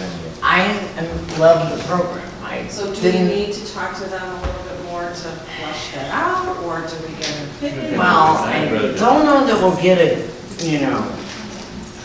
flushed it out from the actual foundation. I think we actually need to ask the lawyer. Yeah. And maybe if he's unavailable because of the stroke, we can all agree, like, to, pick an Ansel Link lawyer. And I can have Dana send emails, so I'm not violating OMA, and we can do that in the meantime, because that is a question we need to know. That's why I didn't do it. Yeah. Okay. And that I concludes really, my questions. I thought it was strange. And That last year, the board did not fund them. they didn't, for that specific reason. And then they changed and made this funding application under that foundation that was a pass-through. Right. And I didn't like that. And I would imagine the three attorneys here also. Right. So when we hear pass-through, that doesn't really, sound like it. And it's a shame because I do think they do good work. So I say that I'll send to Dana, and so, we don't know how long Dan, probably gonna be a while. Unless you can do it.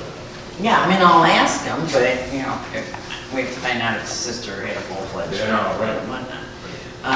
But as long as you guys are okay with giving permission to look at a different attorney just for that specific purpose, I think it's important. All right, good. So very, very productive.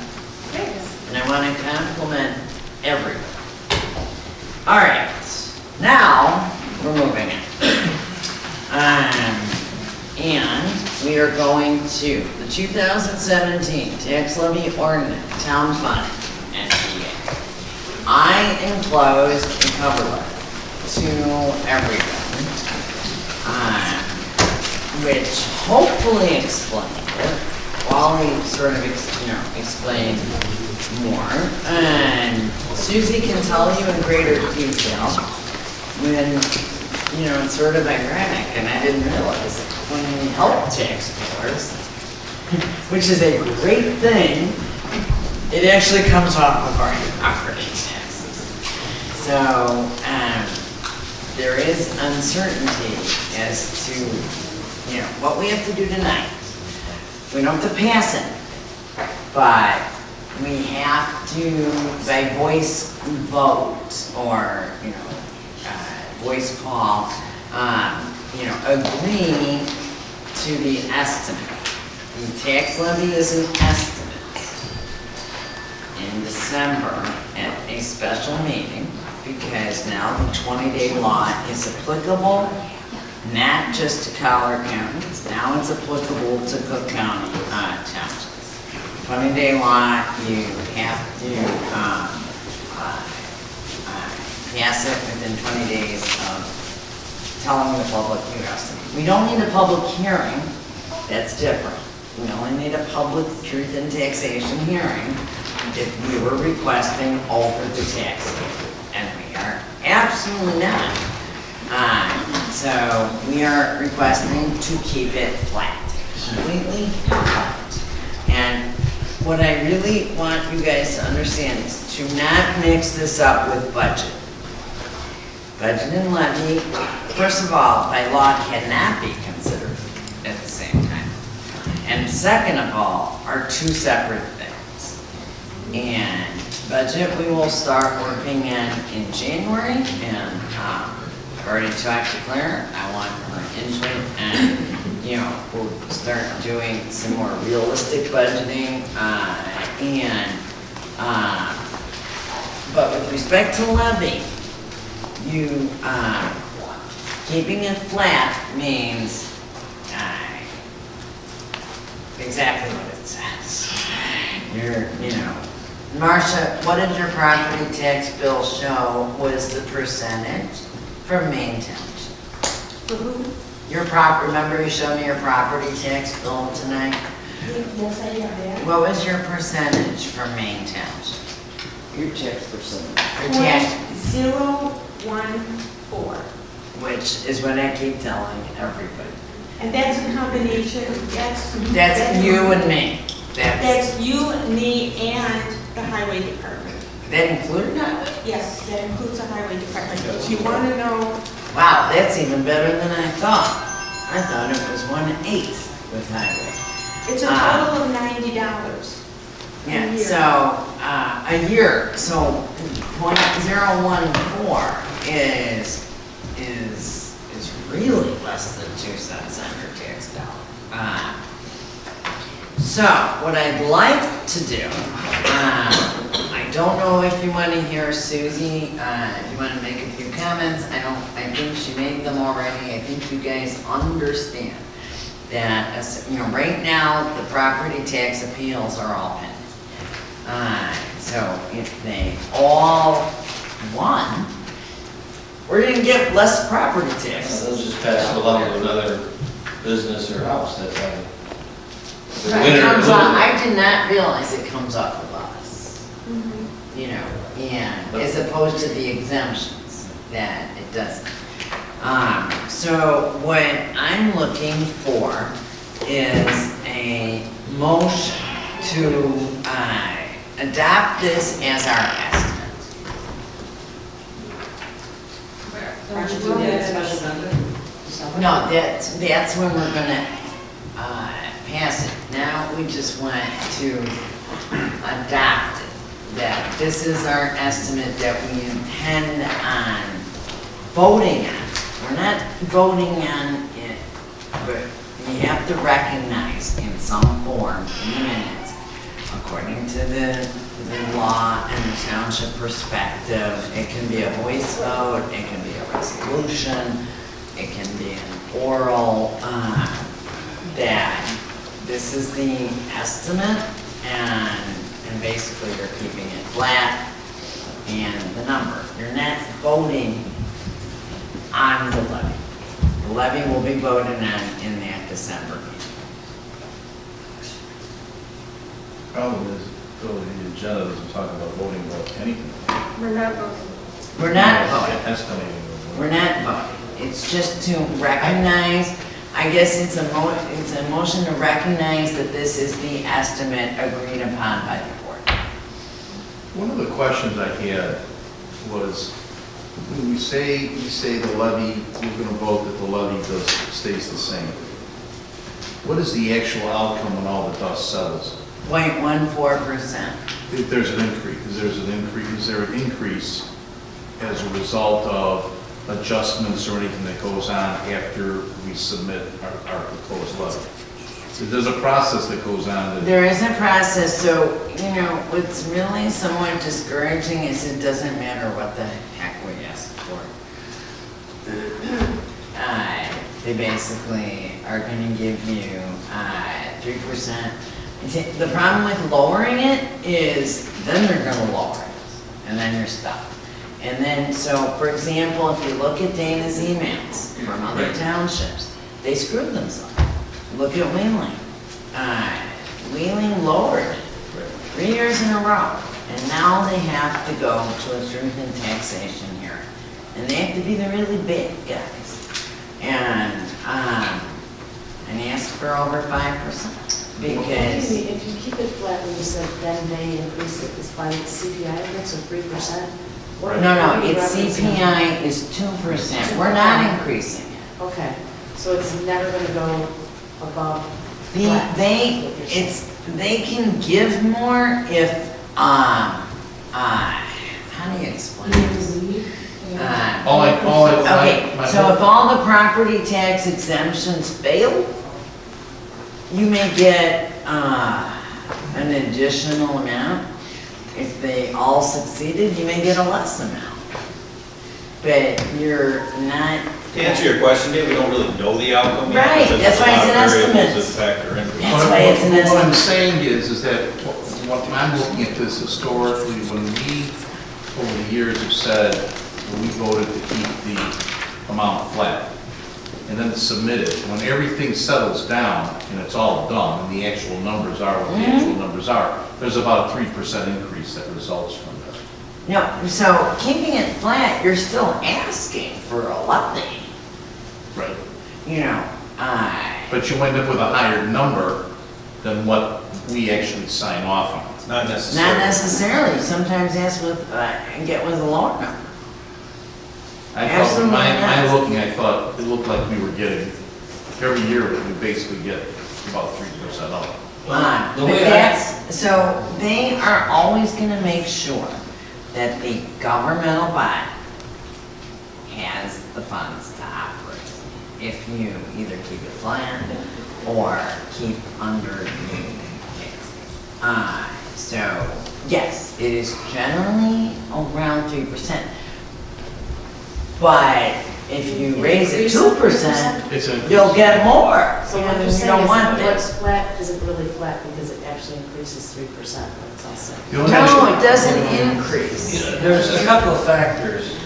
The EAV, what the Correct. property rate, that could go up. Right. Or it can go down. I think we were getting less money in 2009, Correct. 2010, because property values were falling. Correct. Then there's something called a multiplier that's set by the state that can affect That it. gave us, I don't know if I make mention, our accountants, I had our accountant last year, give us this, it was kind of like a graph of what we levied and what we actually received from Cook County. And honestly, there's no rhyme or reason. There's no to it. rhyme or It reason. literally is all over the place. I mean, it's, sometimes thought we the had a last little more, three- sometimes a little less, I you thought the know. last 3 years, though, by the time it's 2 turned years. in, the last. Yeah, 2 years. This is the third year. That it ends up with, where there's a 3% increase. No, okay, so in 2000, I had to really make sure, because if you go over 3 years, keeping it flat, then you gotta go out to referendum. So this is the last year. I pulled some records. The guy named Bill Frazier used to run Yes. please the explain. highway department 20 plus years ago. And he reduced the levy for 4 years. And there was actually a decrease in the amount that they gave the road district. And then subsequently, he had to raise it 4.75%, 5.56, 5.78, 3.5, 4.14, 6.35. So, you know, he was a big hero, whether he did it for politics or whether he did it for fiscal, so-called fiscal responsibility. But the next 6 or 7 years, they all had above average increases in the request for the levy. And then he wasn't. So, you know, you gotta be careful about definitely going negative. And secondly, there's certain factors that we have no control over. We don't know if property values are gonna decrease and increase.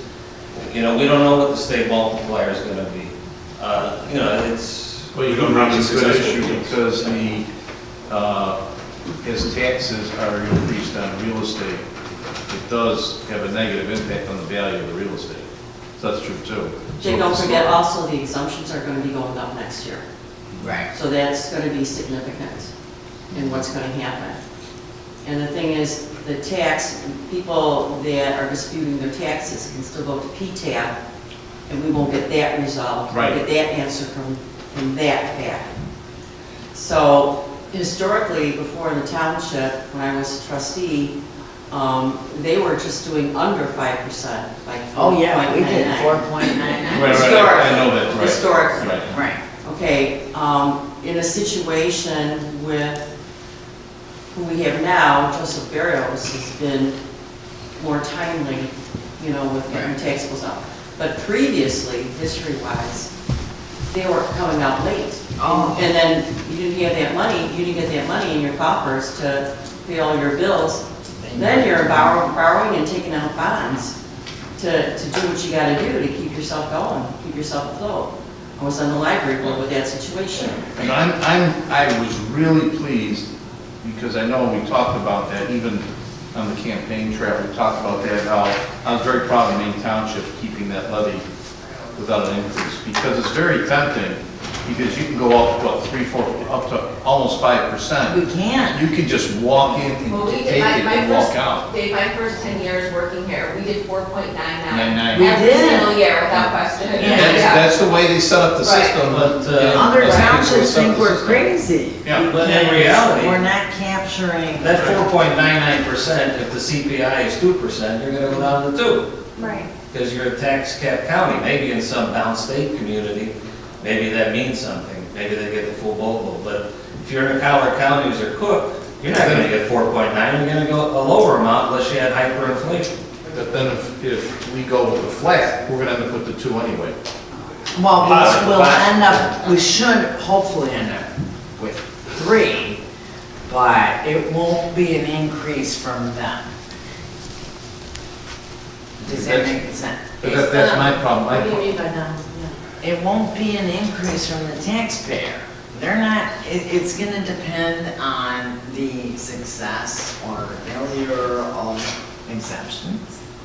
It's gonna depend on what the final, I mean, the EAV changed, the multiplier changed. I have a the different- triennial assessment. Well, Cook County just. The one other thing I'd like to just bring up real quick is, you know, we're also in the discussion on old business, discussion of creating an advisory committee to research a property tax rebate. Right. If we're talking about a rebate on one end and lowering the levy on the other, we could wind up putting ourselves in a very precarious position. Oh, yeah. So, But if the levy is lower, even if it's a very modest reduction, we may not have to go through all the rigmarole and circus of a rebate. Well, actually, you know, we're probably not gonna be able to do a rebate anyways, which is a different discussion. Right, But because of one the issues, thing some of the has- issues you brought up before about. One thing has nothing to do with the other. Right, Here's so what why. I'm saying is, if someone says, well, Dave, let the 2% hit as a 2% increase, don't decrease, because we're gonna talk about a rebate, that's not how I should interpret it. But if I put 2%, that'd be an increase. That would be an increase. If we were to cut the levy by some nominal amount, we wouldn't automatically get that 2% or 3%. No, we would increase. not. Right, so then it'd be a real amount. But a lower amount. Right. Well, I think that's a So very it's either dangerous. flat plus 2, or it's cut a little bit, and that's what you get. Correct. Right. Or It's not even flat. lower. I mean, it doesn't necessarily. That's what bothers me, that is the bump up to 2%, that's what bothers me. We're Because not, That's not a- that's it's not why. a number. We're It's not not, us doing it, I understand that, but we can stop it from happening. no, We can no, cut we're the levy not by a bumping minor amount. anything. I don't think you are getting it. That's not what Dave is saying. I think what he's saying is you have more control over what the result is if you go, say, $1 under the flat, because then you're not allowing they to give us. That's not whatever. true. Okay, well, that's what we're understanding. Right, but that isn't the case. And I'm, like, All this is right now is a discussion. and I mean, To get further information, maybe to you by. well, by but then we have to agree understand. tonight. I mean, we do, we have to agree on an estimated levy. Unless You you have have to another agree to special. discuss the levy. No, we have to agree on the estimated levy, because otherwise we can't have the 20 days, will be violating the law. You know, Susie, do you have a range of possible outcomes on the disputed taxes or the appeals? That's another thing. I think we're working under a misnomer here. right. Because what happens is, if I lose my appeal, that's fine. But if I win the appeal, that means your neighbor will have, they're still gonna ask, they have to give the amount of money that these taxing bodies asked for. So, when you win an appeal, somebody else is the loser, because their taxes will be switched That's why over. I'm asking, what is the range of the appeals? We can only, you know, I can give you how many Tell her appeals how that we many take people into you've had. in our office, but there's a lot of other people that have done that on their own online. And then there's a second chance with the board of review that if you have further documentation, that you can go in front of the board and present your case. So maybe at one point that they're not going to give you the appeal, but if you go in front of the board, then they're going to grant it for you. But don't you have some kind of metric from either last year, or you're looking at what you're already intaking in your own office, knowing what the But how percentage? can you really do that? Because it certainly changes like every year, and it could be, you know, like, One was our the number, our trial and stats are analysis. up from taking appeals this year. I can't compare to Can you last tell year. her how, like, it was thousands, right? I mean, we're not talking about millions, right? We're No, talking no, about- I'm talking about thousands of appeals. Okay, but in dollar wise, and. But how would she be able I to give that? I don't think I can really track that. I'd have to go and subtract everyone, what they had gotten, and then I have to figure out from the state multiplier and the municipality, and figure it I out. thought maybe you had that, I'm sorry, I'm No, not because trying I to. didn't actually Jeff, this is a trick question. And like in Park Ridge, there's like 3 different taxing districts in Park Ridge that give a different number. Right.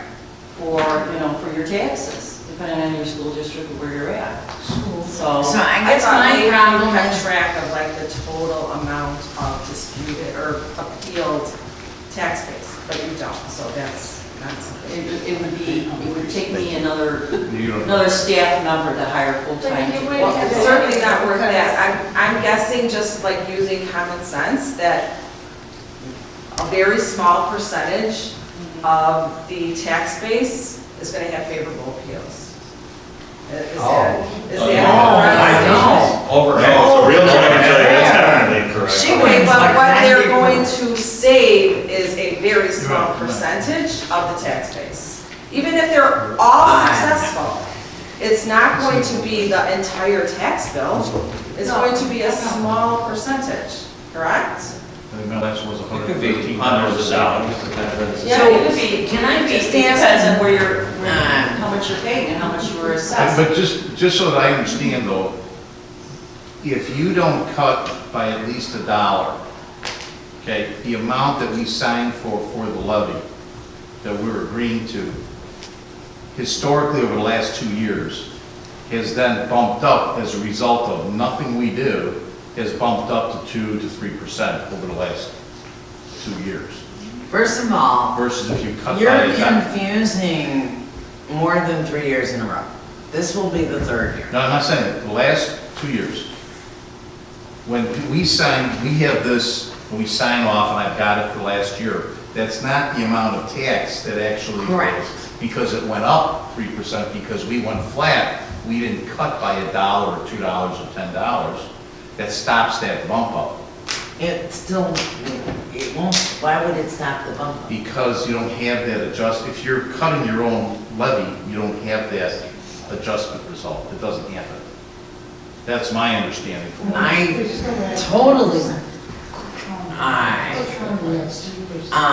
right, that's, So if we Cook cut our County is levy, still going to give you 3%. so if we cut our levy by 2%, we have our levy back flat, is what you're saying. If we don't cut, it's our levy plus 2%. It depends on what they're gonna give. Right. Right, so no matter what, you're gonna get, it's gonna be a 2% adjustment. Well, Well, possibly 3. What it's done over the last 2 years. Probably 3.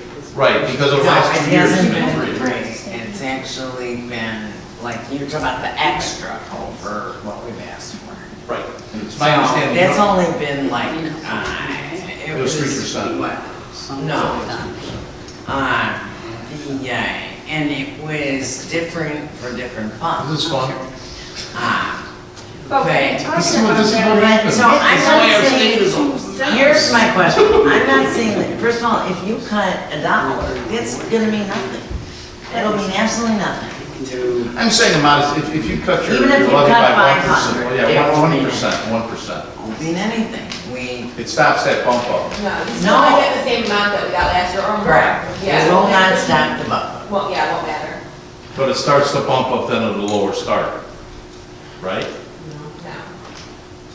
Okay, so now I'm really confused, I just have to ask, like, what's the range of possibilities here? Is it you always get what you're gonna get no matter what you ask for? Pretty much. No, here, Yeah, you gotta. this is all the information. Unless you increase. But this shows the danger. This guy reduced the levy 4 years in a row. And look at the top number before he did it. And this is like 1990s, but it was a sizable reduction. And everything went up in those 4 years. And can I ask- From old timers, they said that the road district wasn't in the best of shape in the late 90s as a result of this. Now, what's the detriment? Permanent road fund. He had passed the permanent road fund.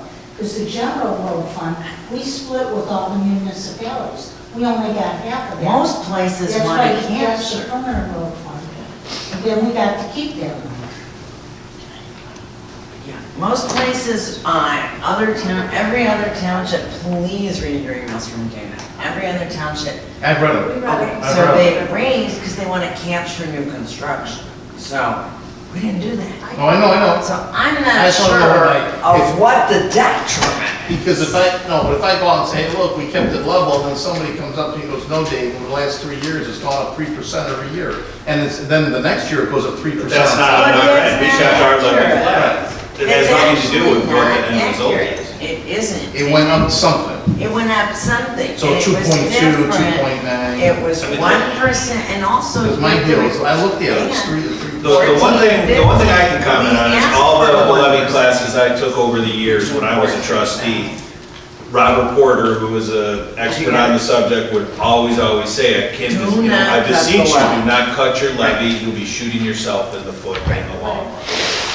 And there's a Because you will whole, be raising taxes in a year. And you will be College living. referendum. I just, so, the option is then, is that to be a good trustee and somebody who's fiscally responsible and all that, and you're concerned about the township, especially the township, especially the taxpayer, it is not, the box is there as an option to cut the levy, but you never check that box. That is correct. Because it's short-sighted.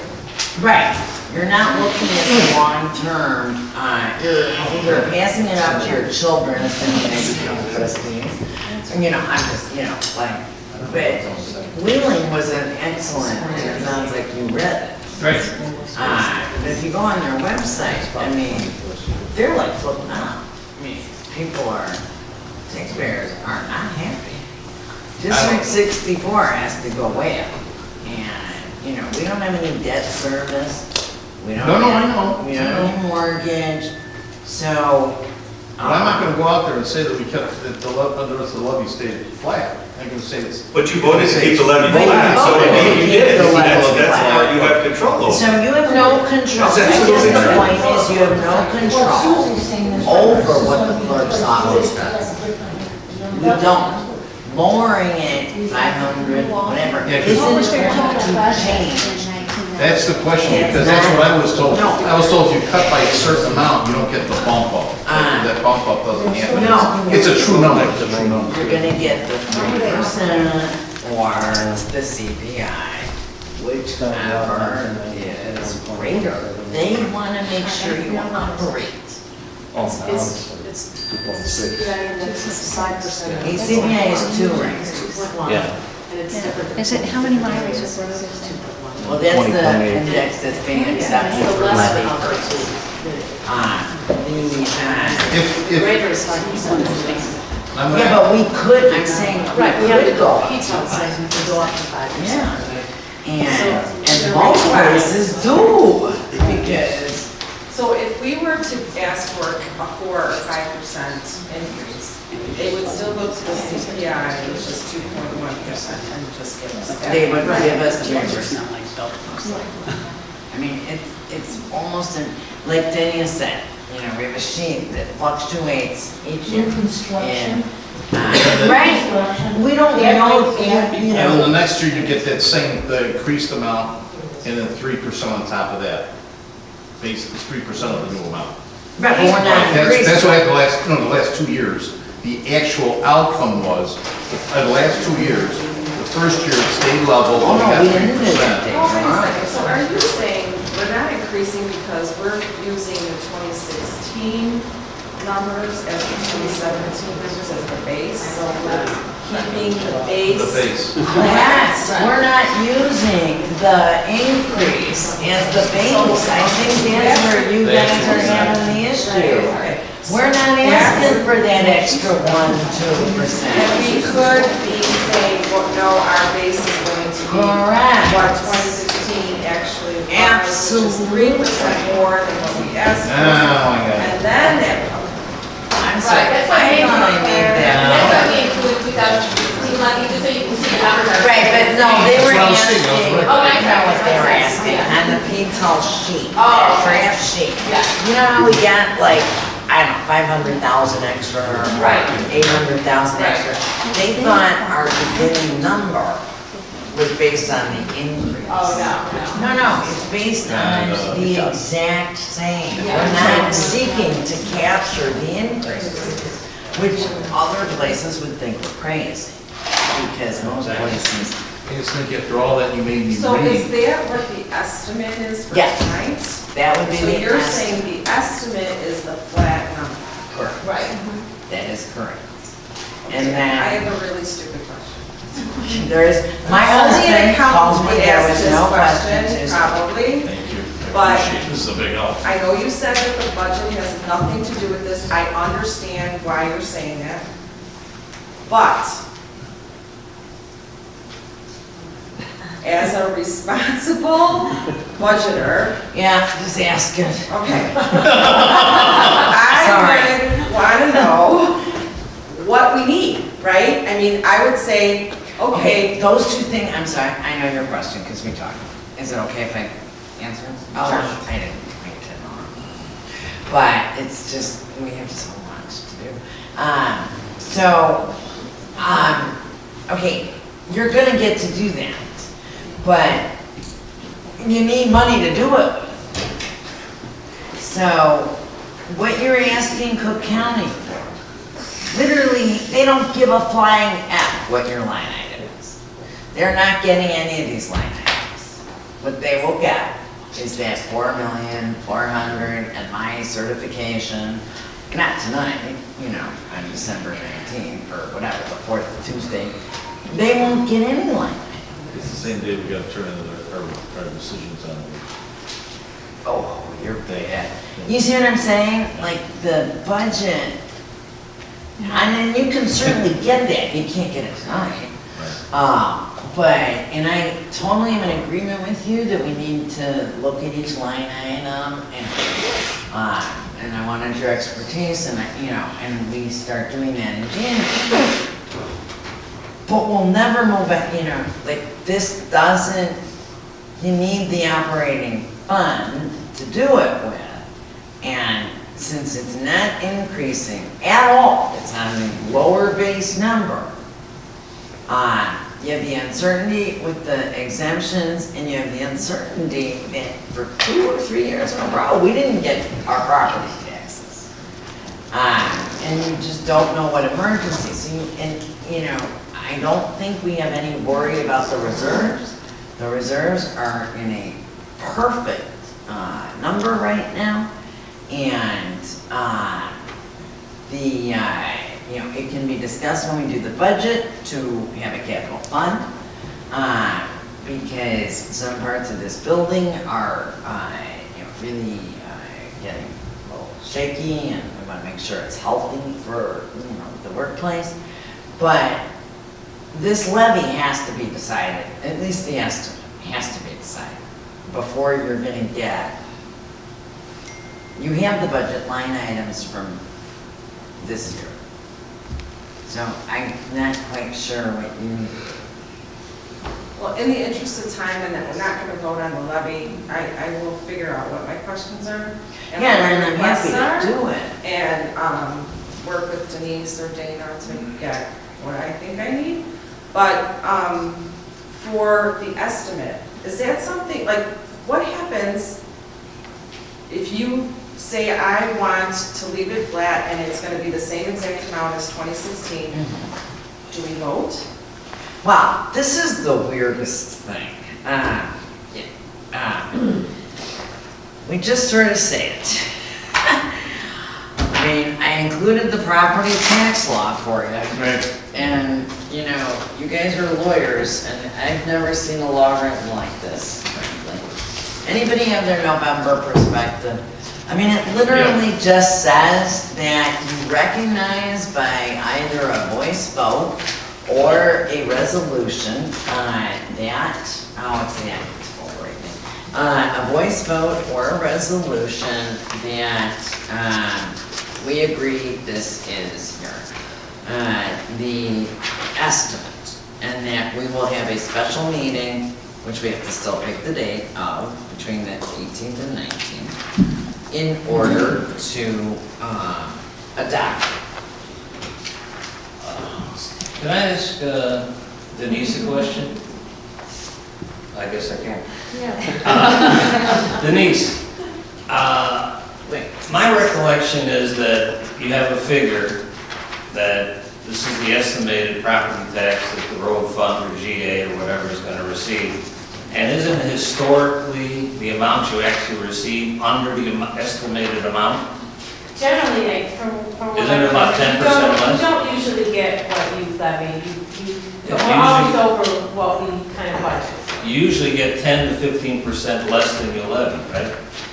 Right, I don't think you ever really get, I mean. They give it to you and then you take it back. I'm looking at the last 2 years is what I was concerned about. I saw that it Well, went up from what? It did. We Went were up. very lucky. So I just want everybody to understand, if we're voting for, it doesn't mean that's necessarily the amount you're gonna actually pay for. Okay, so, we need to, determine, that's the word, determine. And when they define determine, it's really, doesn't have to be a full-fledged vote, obviously, because it's not up to vote. The reason it's a little nebulous is because this 20-day rule didn't apply before. So we always just voted on it in November. And, you know, we presented it and voted on it the same time.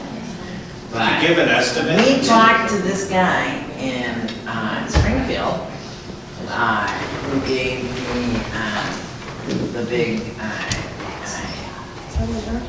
Northrop, and he said absolutely is now. So Laura, if you give the estimate tonight and then that number changes somewhat one way or the other, is that allowed, or whatever you give tonight, it has to be the same number voted on?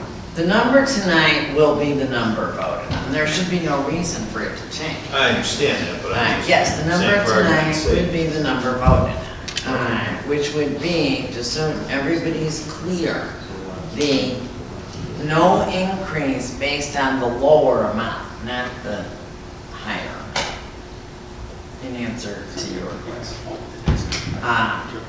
It's sort of like you vote on it twice, it's the same, except you're not really voting. And then it gets filed. Well, you kind of ratify it. You ratify it, Well, exactly. if it can't be altered, we're really voting on it tonight. Yeah, but you're not, because it has to be on file, you know, it has to be announced. Well, if you just can determine whatever you need to do as a supervisor and not go to vote, that'll make all of us allowed Well, to vote, it's, because I wasn't. When somebody find the October perspective, it talks about that it's like, should be noted in the minutes, at the very minimum, that the estimate was adopted by the board, or recognized by the board, so.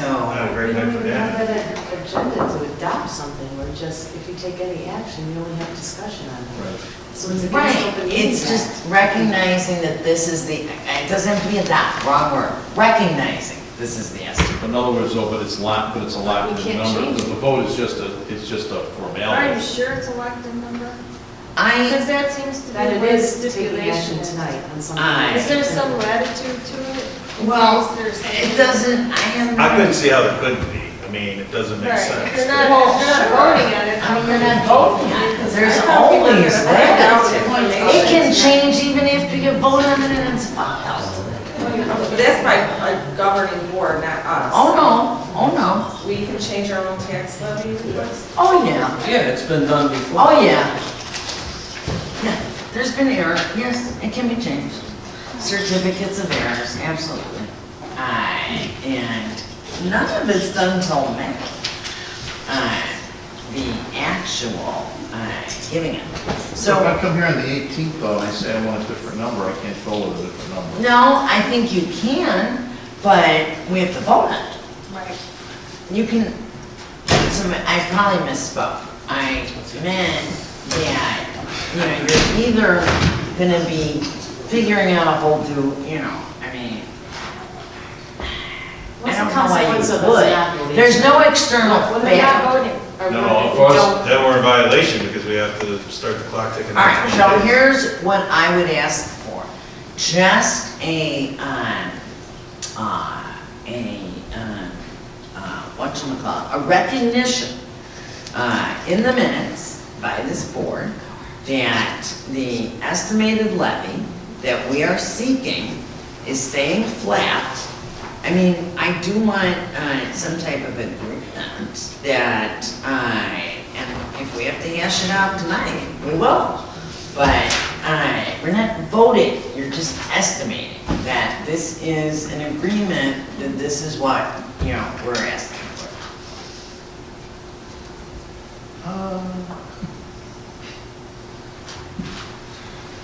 It sounds like I'm locked in. If I go with the number, I'm locked in on the number.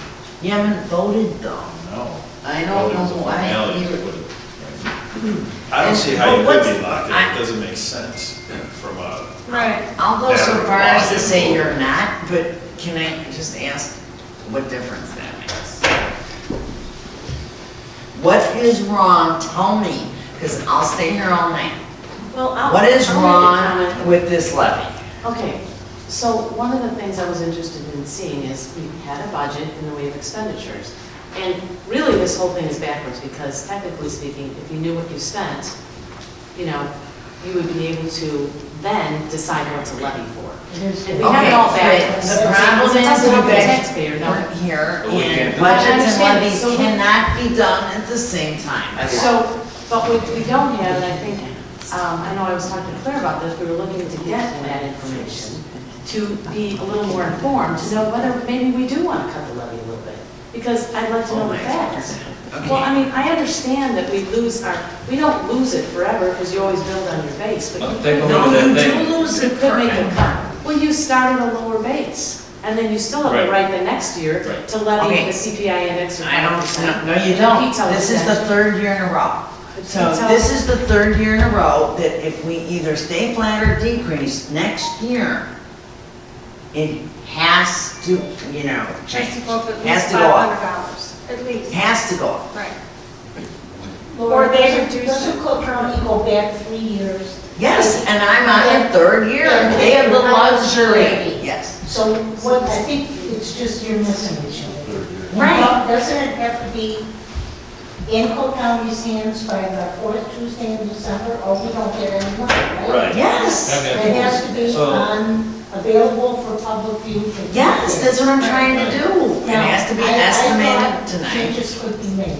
What? I think that's what I thought. If we don't do anything tonight, it's a decision, do we fund the road district, do we fund GA, do we fund township fund? Something's gotta be done, at least so we have Right, another we have meeting to on the commit week of the something. 18th. So essentially what you're voting, not by not voting, you're basically saying this should all disappear. Because we have to do something tonight to get the ball in motion for the week of the 18th so we can file on the fourth Tuesday of December and be in compliance with the law. And look at it that way. And maybe the particulars, some nuances could be discussed the week of the 18th. But you know, That's the whole we're point of under it. an extreme deadline here, Right. and we don't have another month to play with this thing. But one more time, so on the 18th, we cannot change. Yes, you can. You can make changes. That's the point of it being Your dollar amount. announced tonight. Just because you announce that you're estimating, it's an estimate. So if you announce that we're estimating that this will be the levy, what would See, stop? that's different, because then, okay, that's a different situation. But that's If you're what I able was- to move the Well, you number. did say no to I it. said Right? it. Yeah, you did It say was no confusing. when I asked it. Oh, I did, and I apologize. I think I misunderstood the question. It makes a big So it's an difference. estimate. It's an estimate. That's the whole We point. want a little, we want a little wiggle room. So Right, it's a this ballpark. 20 days is an Okay, so can I make a suggestion? I'm looking at last year's audit ending February 28th, 2017. There are clear actual numbers here, and let me just point out one thing, very obvious. The road and bridge fund, the total expenditures for the year end, February 28th, 2017, was more than what Wally is suggesting our tax levy is by $600,000. And I would think that that is not going to be enough for what you need if our expenses, unless something is missing here that I'm not getting. I know there was $400,000, but that was after the state, because that was during my, I was here when Yeah. that happened. Right. So that's not in here. And then I'm looking at just basic numbers because I'm feeling very pressured. I didn't think we were Yeah, voting or there are making- some We're not other voting. factors. There's money from the sheriff's department for a portion of their fines for traffic. There's motor fuel tax that comes in. There's property replacement tax that comes in. So there's other sources, there's permits and license, permits. Okay, but that those we- are all listed here, so I mean, these, I can tell you what they are right off the bat, for at least February 28th, 2017. So, I'm just saying, if we're gonna use something for an estimate, I would feel better with something with actual numbers that we actually incurred, like this audit, or if Denise could give us the 12-month proceeding. I know it can't be for tonight, so now we're looking at this audit, I think, because the tax levy ordinance from 2016, I have absolutely no supporting documentation that these numbers were anywhere close to actual. I have no basis to say, oh yeah, this is a good estimate. I personally feel more comfortable in using the February 28th, 2017 audited expenditures for our estimate tonight than using. But you can't do that. But why can't we? We can use anything we No. want for an Because estimate. then you're gonna be raising it, and you don't wanna raise it. But it's just an estimate. Right. You're For still, tonight. you're still Raising. announcing that you're raising it. I don't Wait wanna a raise it. second, I haven't I done the do not math wanna here. raise it. Okay, I don't want to raise it either. Well- But I also don't want to just have arbitrary numbers. Right. It's So- not arbitrary. Let's do the math, okay? Let's do the math. Because If it's just an estimate and she's using a more actual number, then when we get more information during this time period between now and the 18th. You guys, no, it's not gonna be kept flat if you Okay. change the number. Okay, wait, but I- that's just the road and bridge, okay? No, I'm talking about. Then if you look at general assistance, we're looking at the Road and bridge is levy. separate. We The have- ordinance is $1,095,000 and what we spent was $881. So you're making it up there. Now let's look at general town fund. Yeah, those are two different levies. No, you Right, wouldn't. that's why I'm saying, let's look Road and at. bridge won't affect you. Right, right. No, I No, already three said months. what road and bridge was. It was $1,836,000 in total expenditures. Right, but But then- Wally's saying we also have income coming in from other places other than the levy, which is true for general assistance and for general town fund. But my point is, we can do the math, we're gonna have a better, more accurate, supportable number. I would Okay. vote on that I tonight. would agree to do this, between now and the 18th, or whenever we're gonna have this extra meeting. this thing could be altered, because if we want to vote on this, just so we can continue the process, not to pass anything. And I'll look at this audit, and if there's some more reasonable figures that can be applied to this, I'll use them. That'll be more in compliance with reality. Yeah, that's what you're asking for, isn't it? Yeah. And all the funds, not just. But then again, Yeah. Right. it's got to be under 4.9%, or we're going to have a referendum situation I or a agree. special. The no part, it I scared me, agree. there's no more no part, where the numbers are locked in with that. Right. Yeah. But, as Roy said once or twice before, this is not the budget. And, the budget. The way we've always done it in the past is keep it flat, work within our means, and adjust the budget accordingly. The budget literally has nothing to do, Correct. And I'm in total agreement with reducing the budget to actual, more closely reflect actual rather than perhaps, it wouldn't matter if the budget, was zero. If you wanted to keep, because you're always gonna be, you're behind, number one. I just wanna point out, township must determine the amount of money to be raised by the property tax levy at least 20 days prior to adopting, see, we're not adopting tonight, to adopting the new levy ordinance. This was included in your packet. It was linked to. This estimate should be announced and approved at a board meeting, just the estimate. The estimate of levy is frequently made in the form of a resolution, but at the very least, the minutes of the township should reflect when the estimate of levy is determined and made publicly available.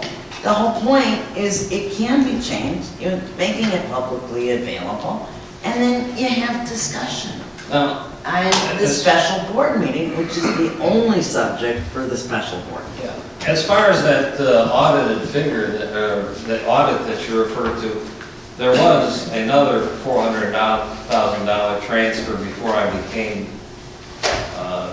highway commissioner. So that may account for, the actual expenditures exceeding the levy.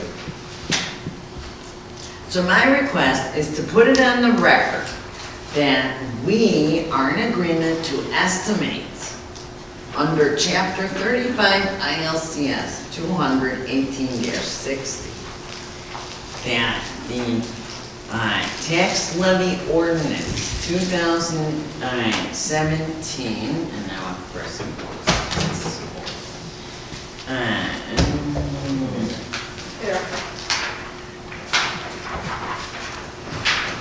for township and GA estimates.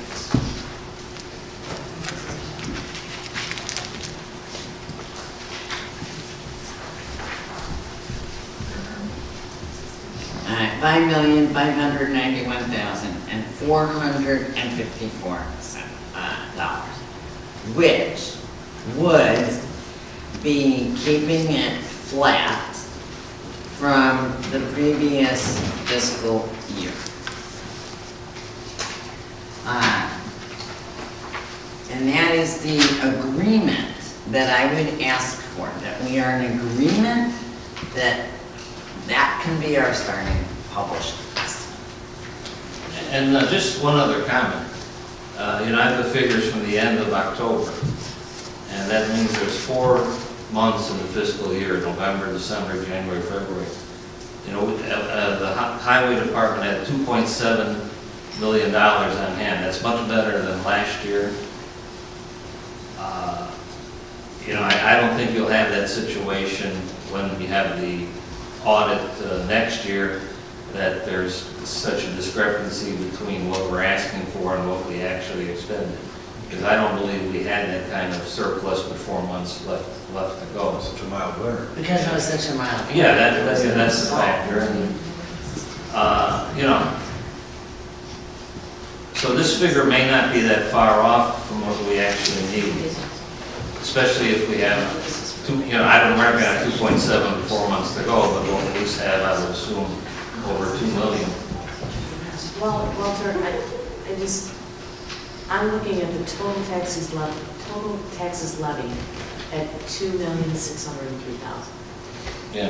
Okay, the audit figures from February 2018 for the expenditures for road fund was $1,830,000. Wait, I'm sorry, we're on township right now. Okay, but I was referencing what he I said know, but before when we talked about Okay. that. So we're actually way over 700,000 plus in what is being asked in the letter for the road district over what we expended for a year's period of time in the audit that ended in February 2017. I didn't turn the page, there was more funds in the, here, I only looked at the front page. So, yeah. Are we doing road district? Yeah, I think we gotta do Can we go it. back to, Okay. So for town fund, we're asking for 5 million, 591,400. correct, That includes general assistance. and that includes general assistance. And I'm asking for agreement that that is the estimate that we are starting with, that we will then be voting and discussing at our special meeting to be held December 18th or 19th. No, but they're together in the estimate.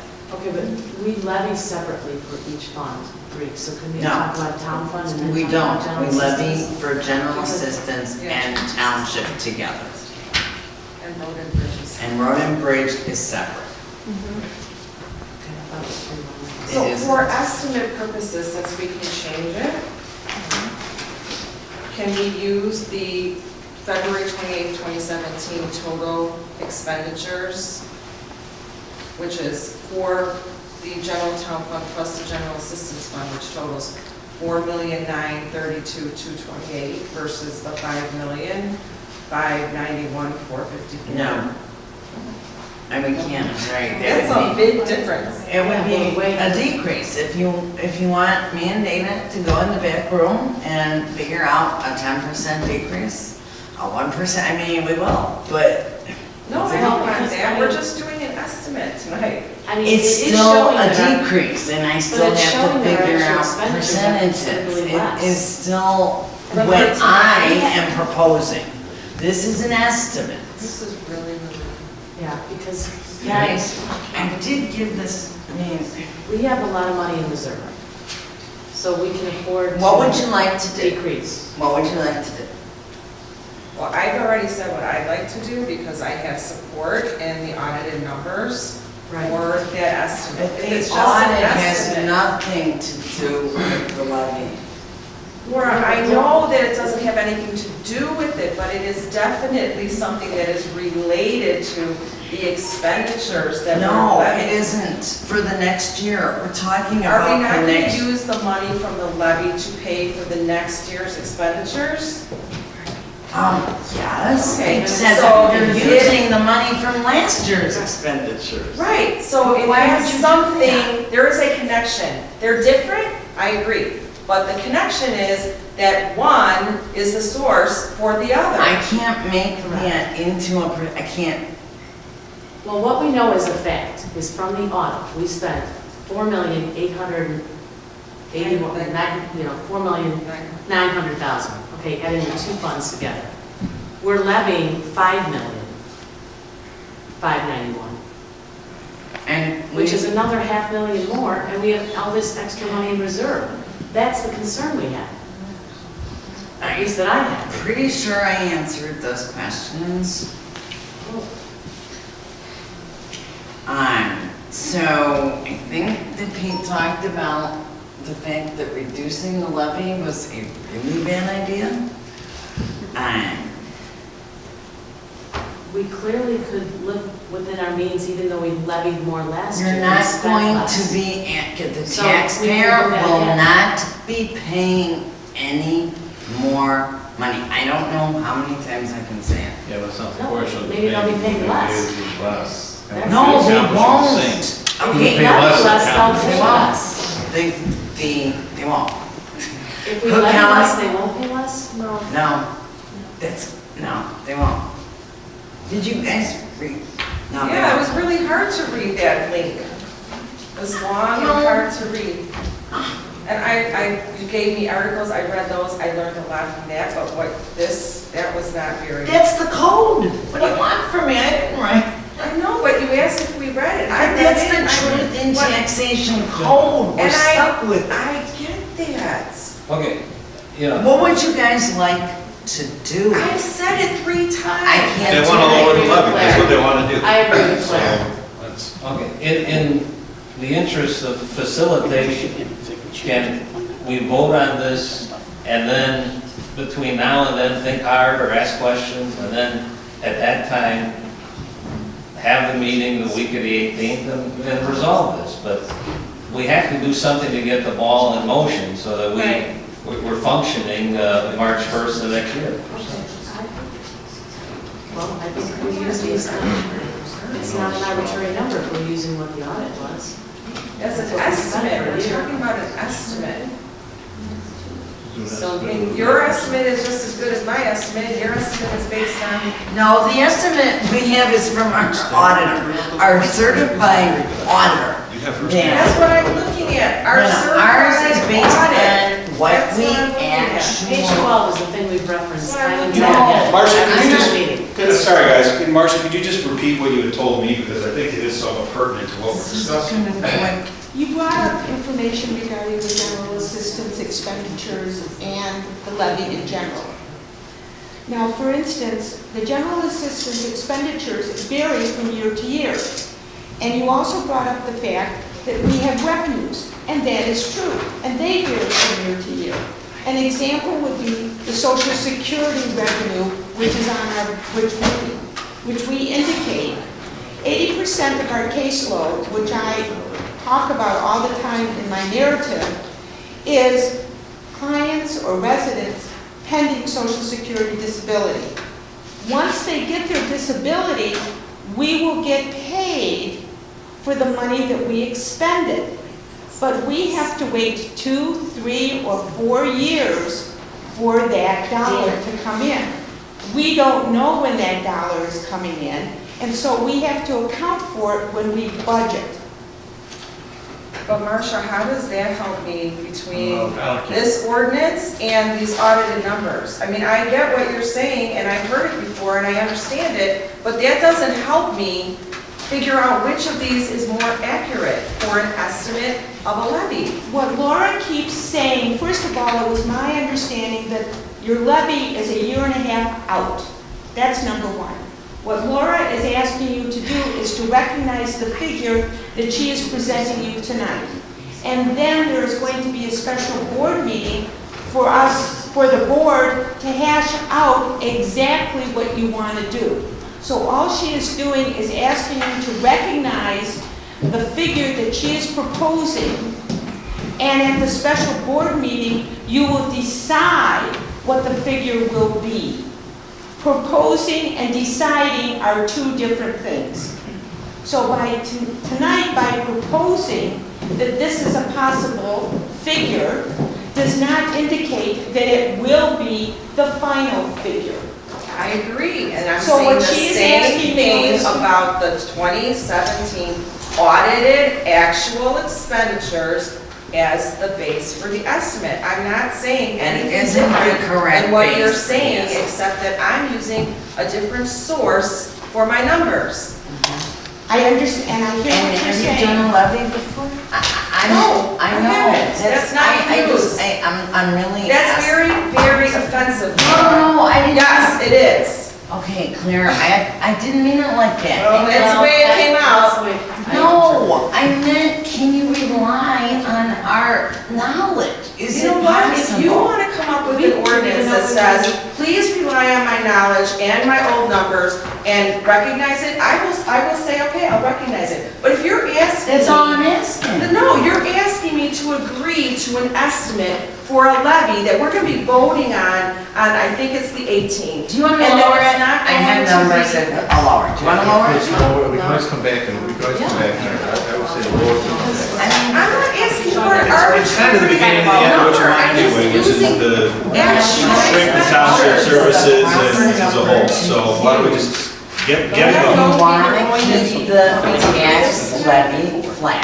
It was on a lot more than what I did, so I'm trying my best. You know, this is the last year that we can keep it. and if we could But think I'm about gonna it. have to change it, the motion to use the audited numbers from. Let me just hear what Dan is, but let's hear just what Dan is. Yeah. Okay, so, Yeah, but why is the same sum here? Because if it's lowered, the same sum is there. For both.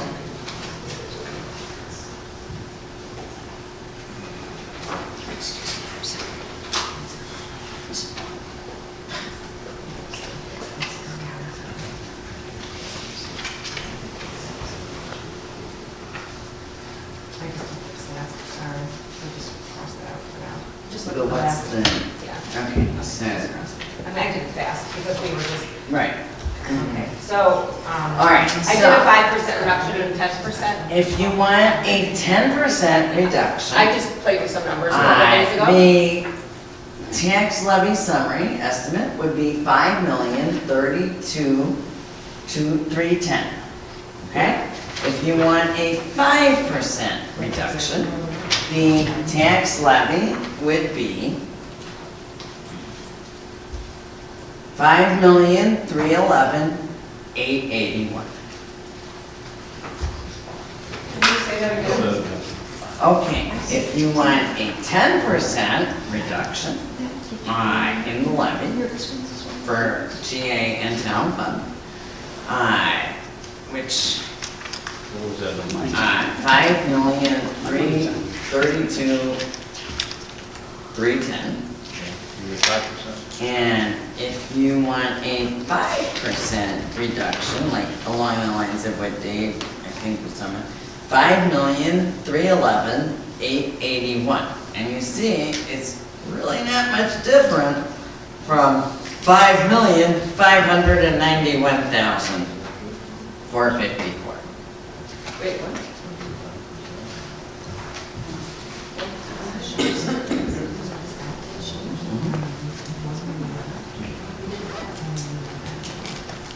They're trying to make rhyme and reason out of something that doesn't have rhyme or reason. Right. Do you want that on watch?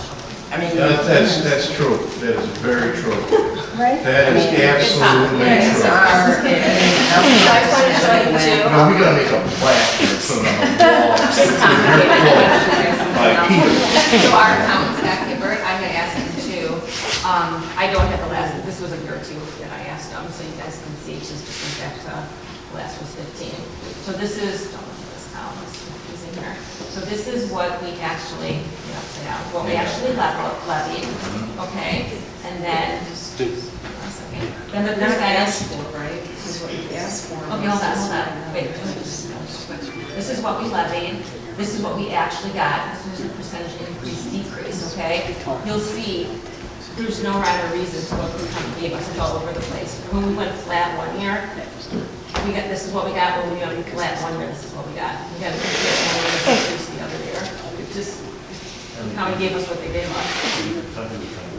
Okay, but, I mean, isn't this 2016, this number here? I did this whole, but I didn't know that, yes. Okay, So so, I got this from my auditor one 2 years ago, because this is just from, so do you have this ordinance 2016-6 on that? Is that this? Or is there yet another line? I just don't have the one. So there's, so this year is not on that.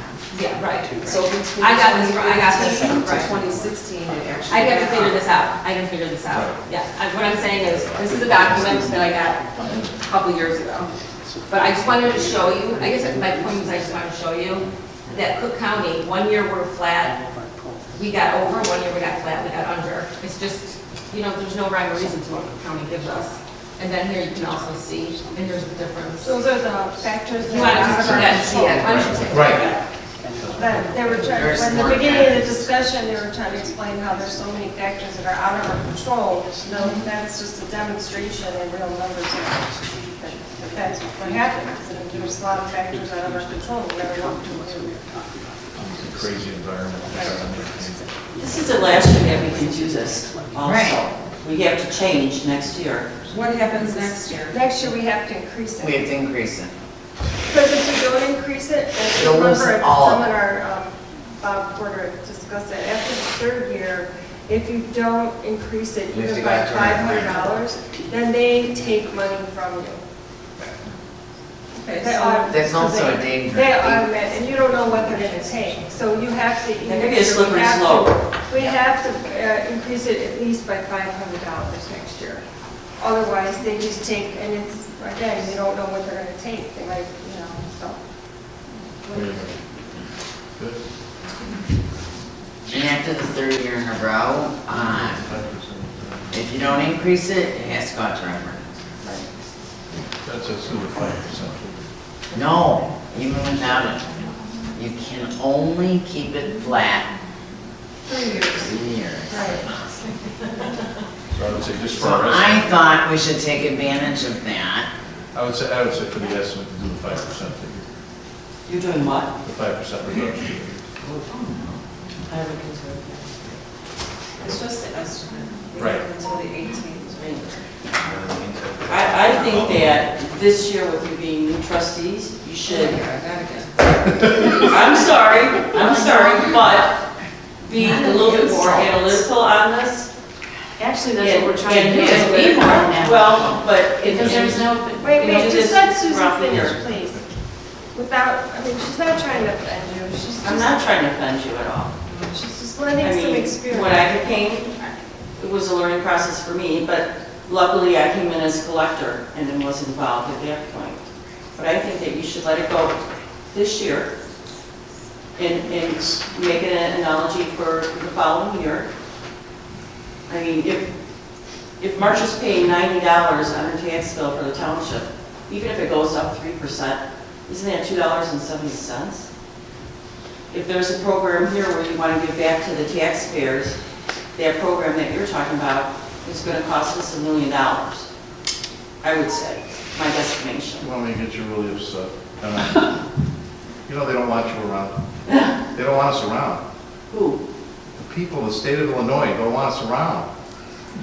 So what you want to do is you want to keep below the radar, man. That's what You wanna we're be below. doing. That's what the That's 5%. This what we are. 5% decrease in the estimate is Oh, really a that's smart not thing to keeping do. below the radar.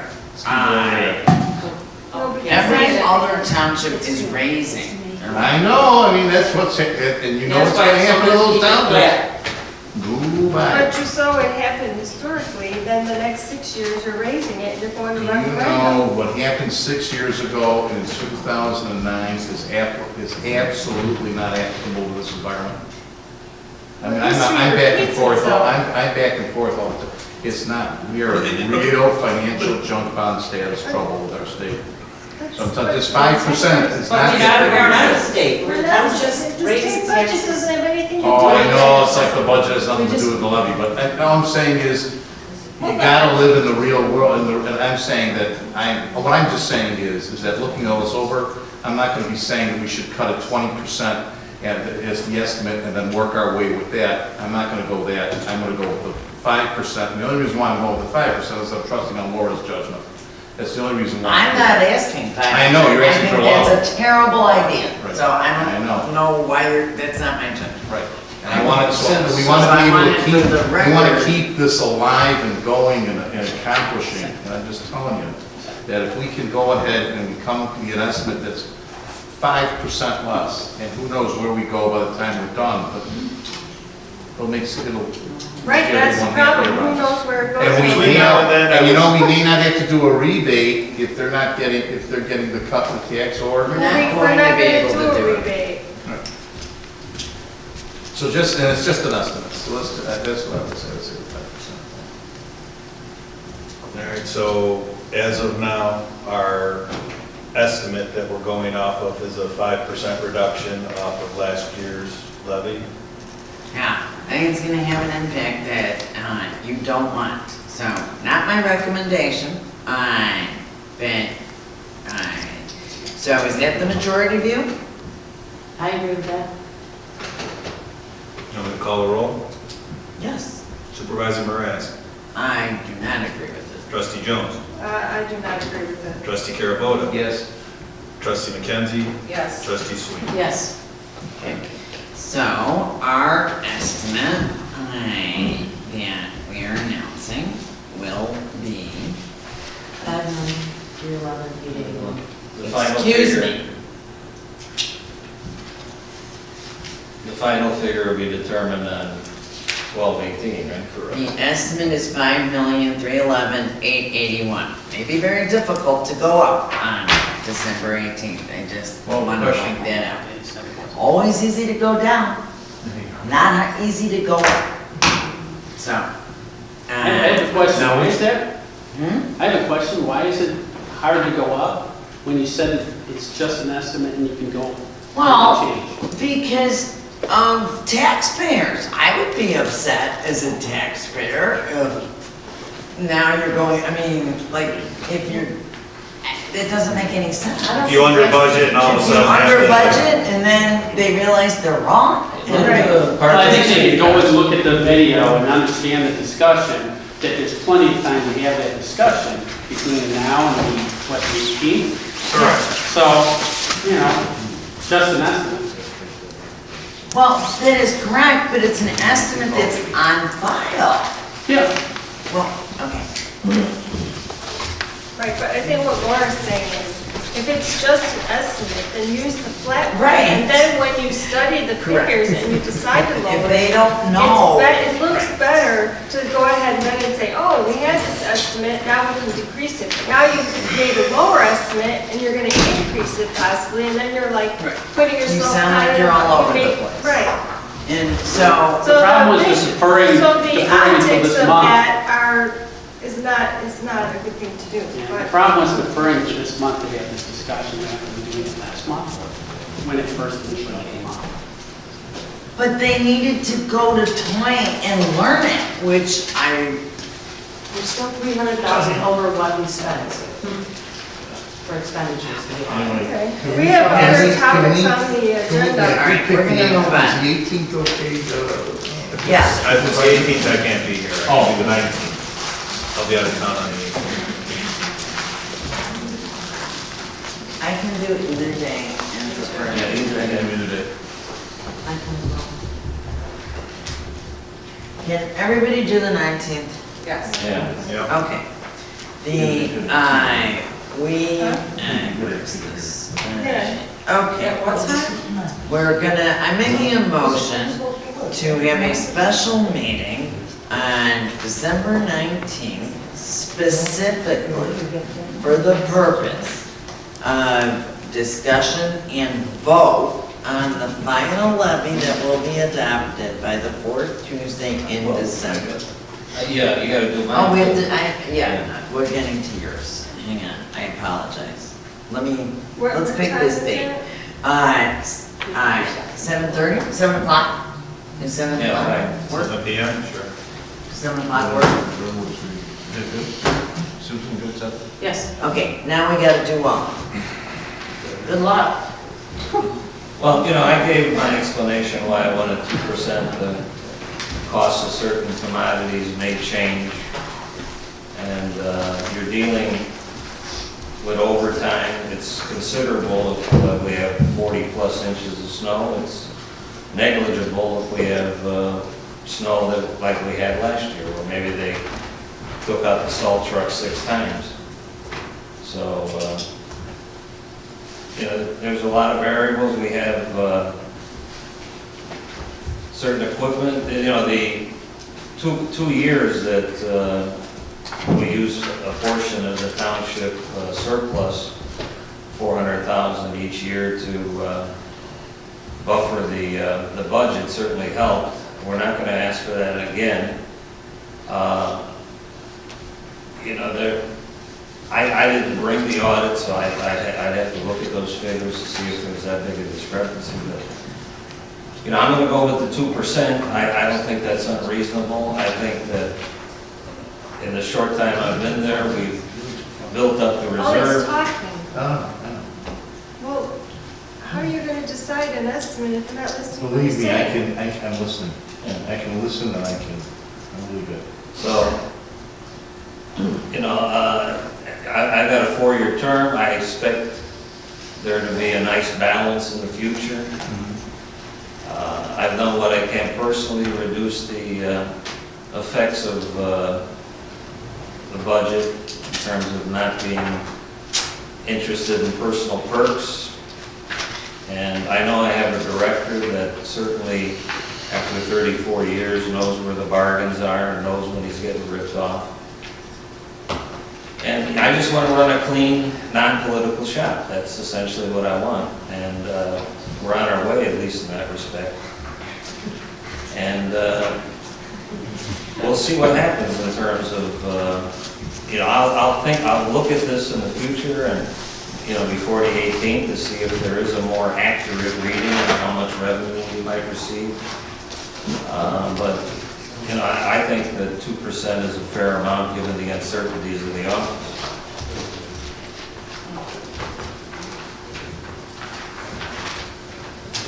So, I just want to reiterate that the levy is $2,603,000.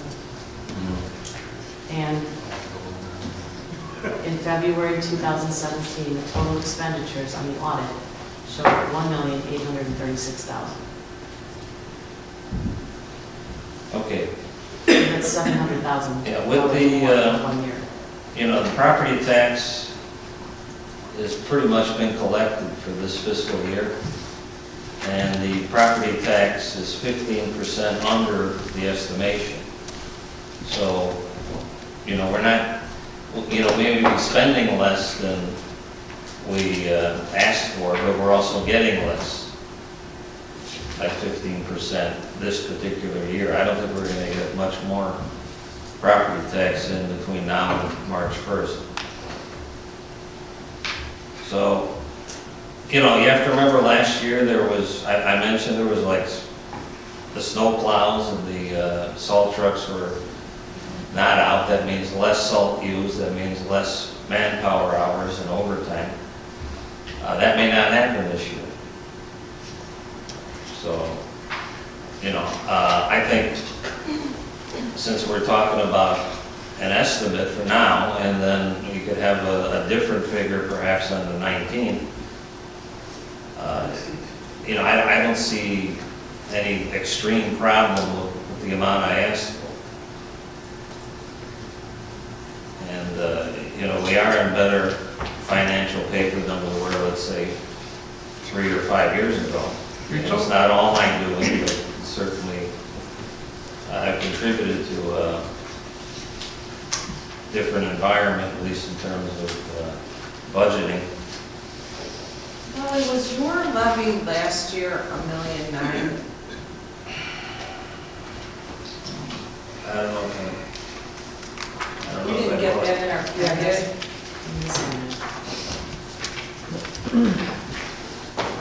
I just have the proposed one for this year. Let's see. I, as a courtesy, did the last year comparison because we were keeping it flat. I did not make all they submitted. Because I'm not in charge of that. I think it was higher than 1.9. That's, I can get you those figures, but for last year, but.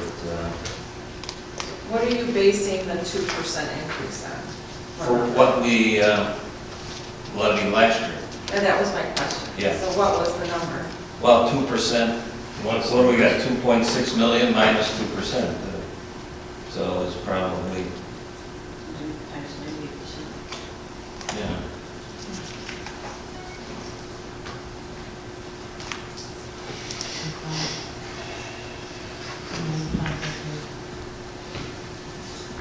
In the budget, it says that your budget for property tax income was $1,009,000. So I'm wondering why the budget is so different. What, that's current figures?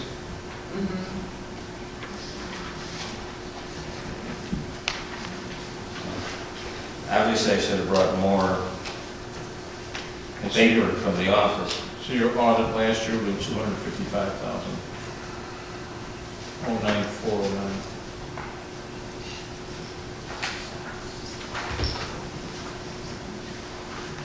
$250,000? No, 2 million, and I get the right, yeah, 2,550,000.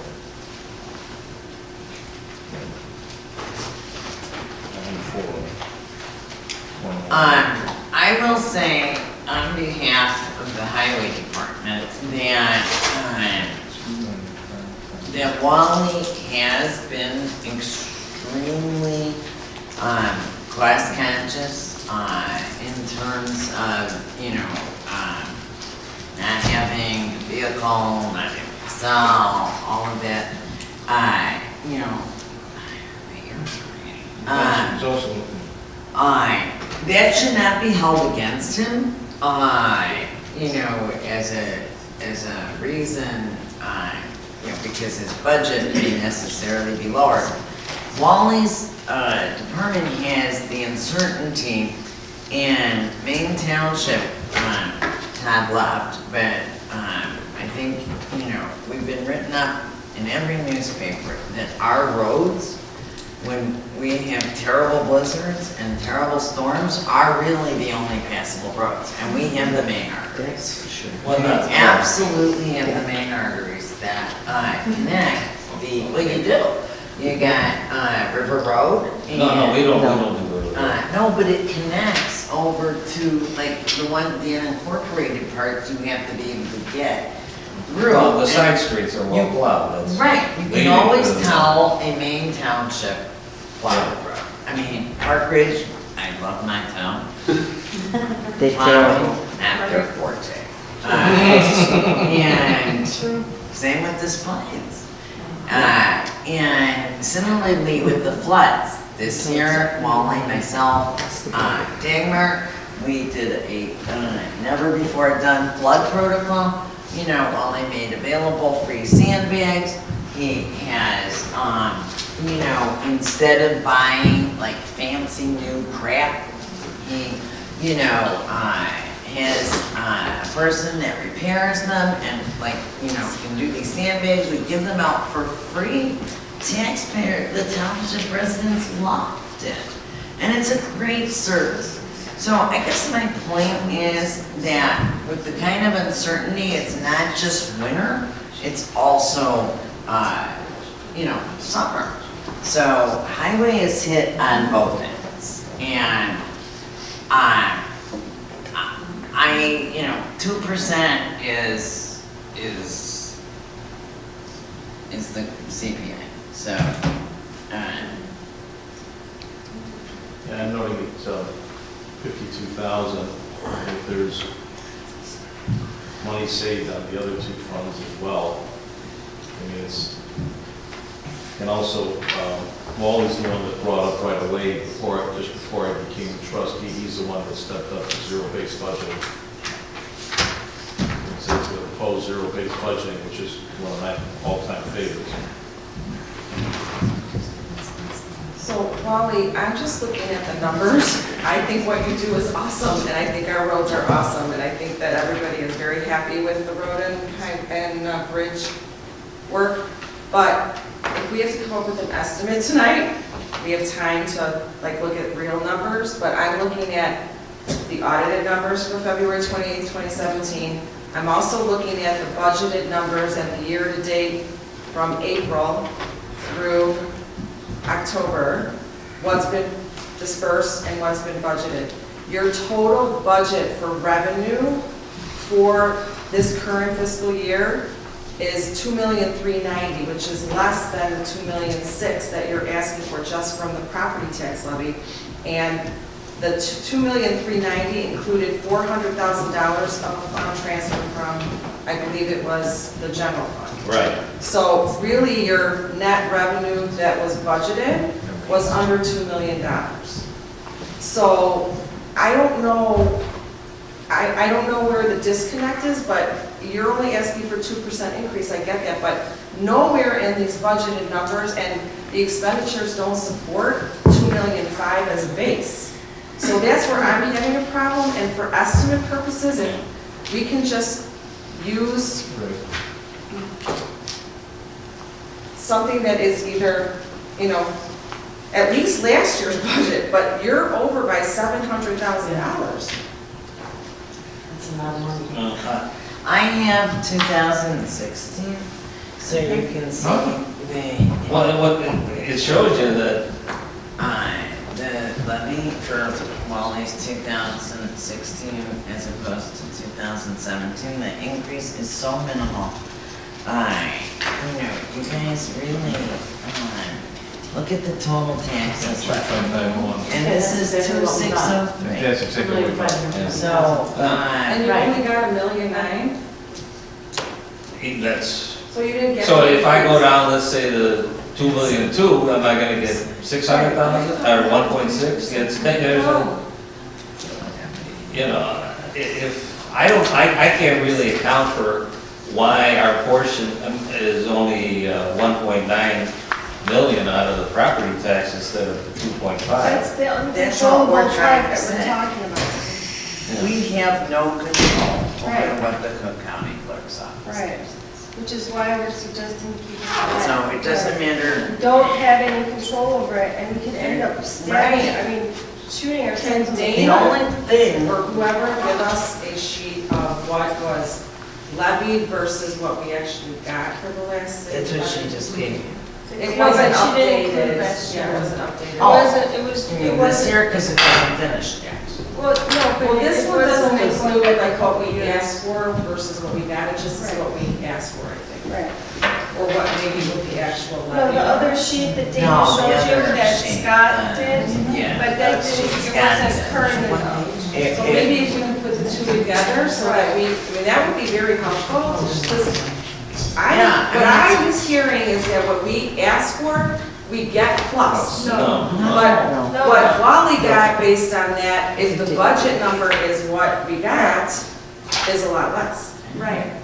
We don't know what we're gonna get. It depends on how many, So- if I understood what Susie was saying, it depends on how many property tax refunds we get. Because it's based on what the property taxes are. Isn't That's it? even in road and Right. bridge? Yeah. Yeah. So if we're successful with a lot of our appeals, right? Yeah, the we're things gonna we do get good less for the money, residents So the county's doesn't not help gonna the give levy. us, even if we're Well, I get that, but yeah. we don't have anything. And also, if you lower it, We- like you we just can't did, predict you're not it. capturing new revenue, you're not doing any of those things. Okay. well, we have to come up with a number, you know.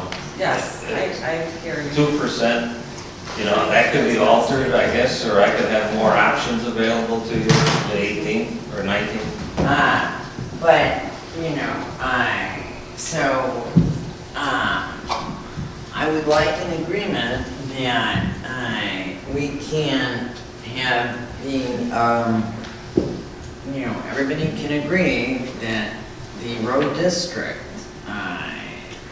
levy estimate should be $2,603,001,001.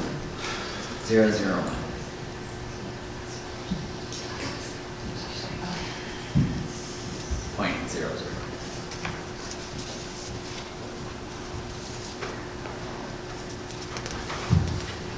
And that's, Call that a little vote.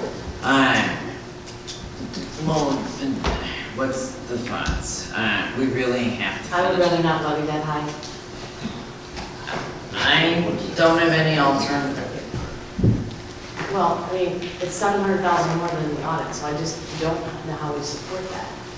But that's not But the my audit decision. has nothing to do Right. But with it's the levy. expenditure, the word is expenditure. Yeah, but, That's what we No. actually spent, was 700,000 less than that for the year. Right, and you can reflect that in the budget.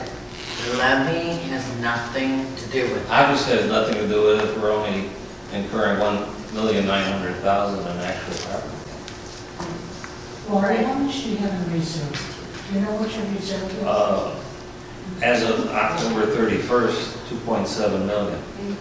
Okay, so if, just say, if you go wrong, and But we you have don't a have- bad year, you can change your budget, right? You can.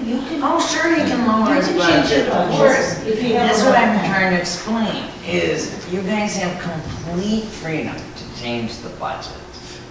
I know, but you even said the budget is not the same as the levy, so we're. Right, we're got it. Right, but Okay, the levy will so- give you the operating expenses, and you're not doing anything bad to the taxpayer. That's where I'm just having a disconnect. Okay, so as far as tonight in the estimate, in looking at the road and bridge expenses for this current fiscal year, looking at budget versus what's remaining in the budget that's not dispersed, the total amount of operating expenses for road and bridge in the budget was $2,470,000, okay?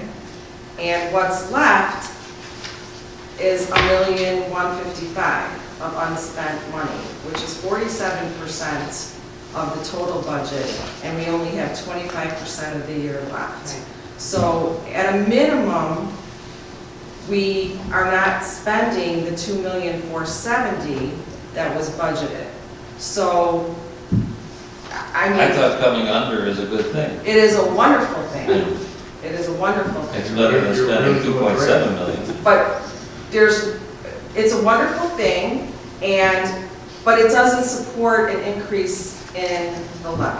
Which obviously the levy has nothing to do with the property tax collected, because you both pointed out the discrepancy of about 700 I know grand. this is like so circular, but we have to start somewhere. Like you said, we have to have something on the Yeah, map. so, But, I mean, we gotta start somewhere. Right. And I would think that actual numbers. see, the budget is so much more important than the levy.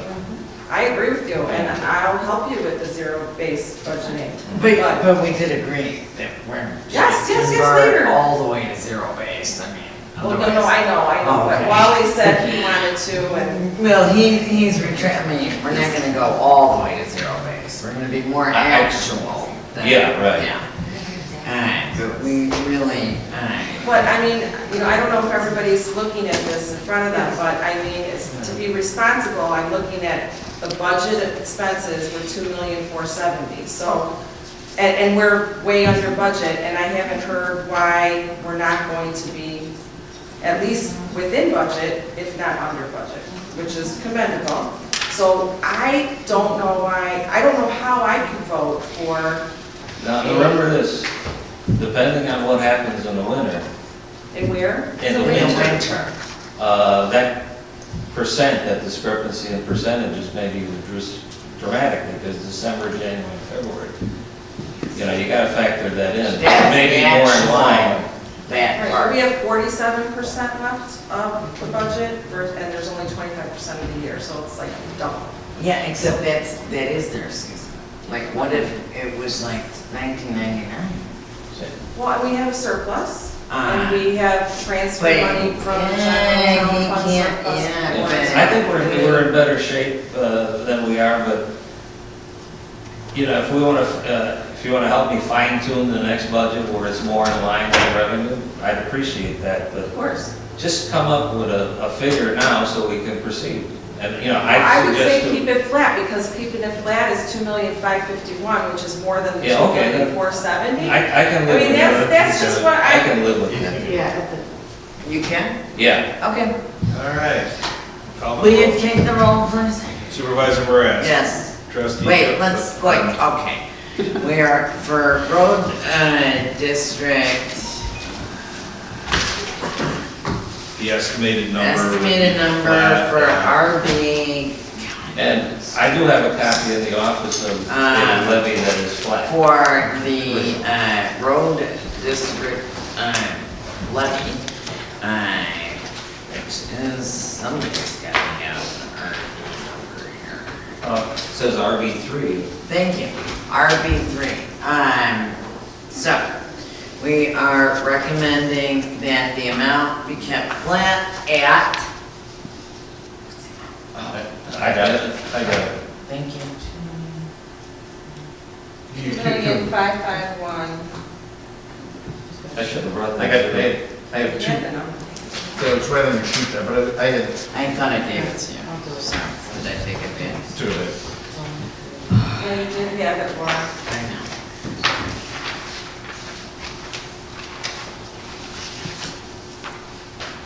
I mean, I know what 2% less is, but. Yeah, but I put that. No, yeah, it was- Exact.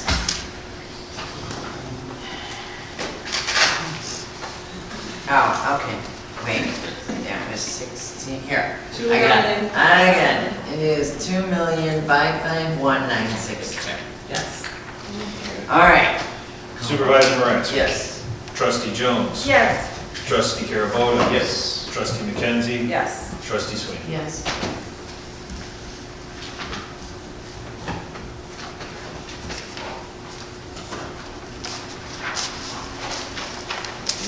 Mainstreamer Director. All right. I finally get to do something good. All right.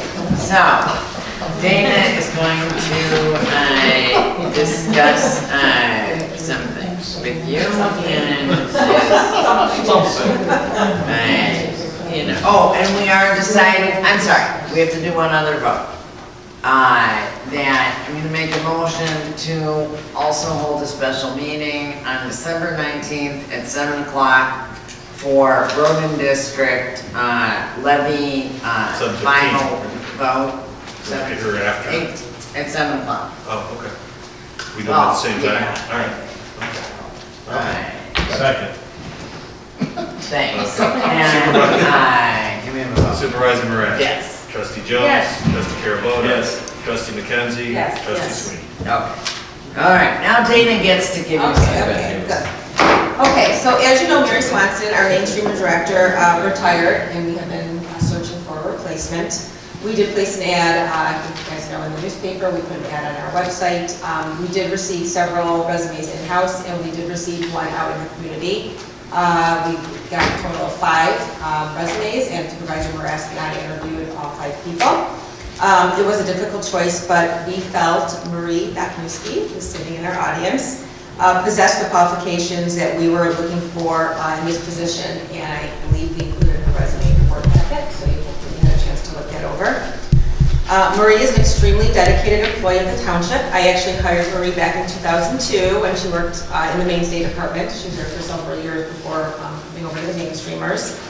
She was instrumental in the creation of new programming over the last few years, such as producing 10-minute movies of past events that she shows at the annual New Year's Eve party, researching and developing successful trips, such as trips to the American Writers Museum, Chicago Jazz, Blues, and beyond, and tea time at Downton Abbey at Treehouse Museum. Marie is loyal, organized, eager to learn, imaginative, dependable, and more. We also were looking for someone who could wear the hat of manager, and we truly feel that Marie can do that. She has a great relationship with her current staff and is eager to learn about budgets and the organization as a whole. We also feel Marie will demonstrate the core leadership skills needed to run a department and promote harmony and teamwork. So at this time, we are requesting board approval of Marie Baknewski for the position of Director of Adult and Senior Services at the starting salary of $64,873, full-time with benefits at the starting date of December 4th, 2017. And tell them the best part, other than Marie is a fabulous person. They are consolidated. Yes, they are consolidated, right, I think we put that in there too, they are consolidated. Which is music to your ears. Yeah, so we are not, we're going to replace the position that Marie is leaving, so obviously we're saving money not only with salary, but also with benefits. So we're saving over $100,000 for that position. That would probably end up there, so. Yes. Okay, so I think that's. And even Dennis likes it. Dennis just wants to go. I think Maureen ought to get up and take a bow. I think so too. Well, first I'm going to I'd ask for a motion to hire Marie Deshowski. Did you got it? It's Baknewski. Baknewski. I was totally freaking on. Marie Deshowski. At a salary of $64,873. $64,873 as the senior director effective about December 4th. May I have a second? Second. And having a motion and a second, is there any discussion? Hearing none, can you call the roll? Supervisor Moravsky. Yes, Trustee- a resounding yes. Trustee Jones. With pleasure, yes. Trustee Carabona. Yes, absolutely. Trustee McKenzie. Yes. And Trustee Sweeney. Yes. All right.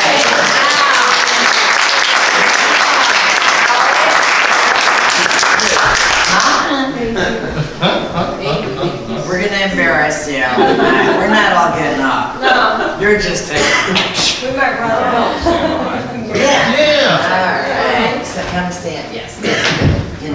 You want her to come behind?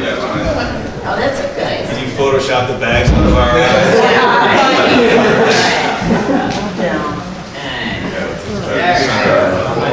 Lean longer. Oh, if it was my husband, you'd be doing this. He was always thinking. Wait a minute. Hold on, it's a selfie.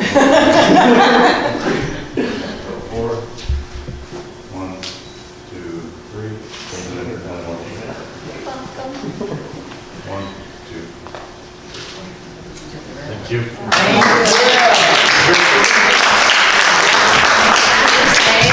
I remember in my 16 years seeing Dick Barton write a letter of recommendation. Right. He wrote a letter of recommendation for Marie to all of the trustees. All right, moving right along. We're done with new business. Let's go to old business. We need to do authorization and vote on the destruction of audio tape from the March 22nd, 2016 closed session meeting. All right, so. Those, I just wanted to mention that the closed session meeting, or minutes, were approved on our board meeting 9/27/2016. So we did the minutes and those were approved. So this would just be for the authorization To destroy, the tape. right, okay. And Pete, you need to vote on this, right? Before destruction, as trustees, we're, as I understand it, we're entitled to be able to hear that, so I would like to just add that as a practice before destruction, that I have the opportunity to listen, if I could get one of the thumb drives or whatever to listen to the closed meeting. Yeah, Possible? Thank you. yeah, it's, because it's on the micro cassette, I believe, right? Or is it on, no, it's on the regular. But we need to vote tonight, so, but you can't vote on it. I can't vote. No, you can't. This is for- You weren't here. Okay, but I think. You can have Before the voting. You can have the tape, you just can't vote on it. Yeah. Right. Okay. Because it was, the actual tape was, the minutes are from March 22nd, 2016. Right. Is that closed session though? I'm sorry? Is that closed session? It's to bring, it's to, we already brought it out of closed session. Oh, I see. And so they weren't allowed to vote on that either. So now it's just to destroy it. It's literally housekeeping. So Pete puts on his trustee hat and you guys. You just talk about me on the tape. We didn't even know you. This was pre-you. We didn't know you. It was Mark. This was the tape that you swore. Probably. Then I swear at you. Yeah, you called me a cheat. I think you're confusing me and All right, Rob. come on, it's all All right, right. motion, and Kim, can I have a motion for this?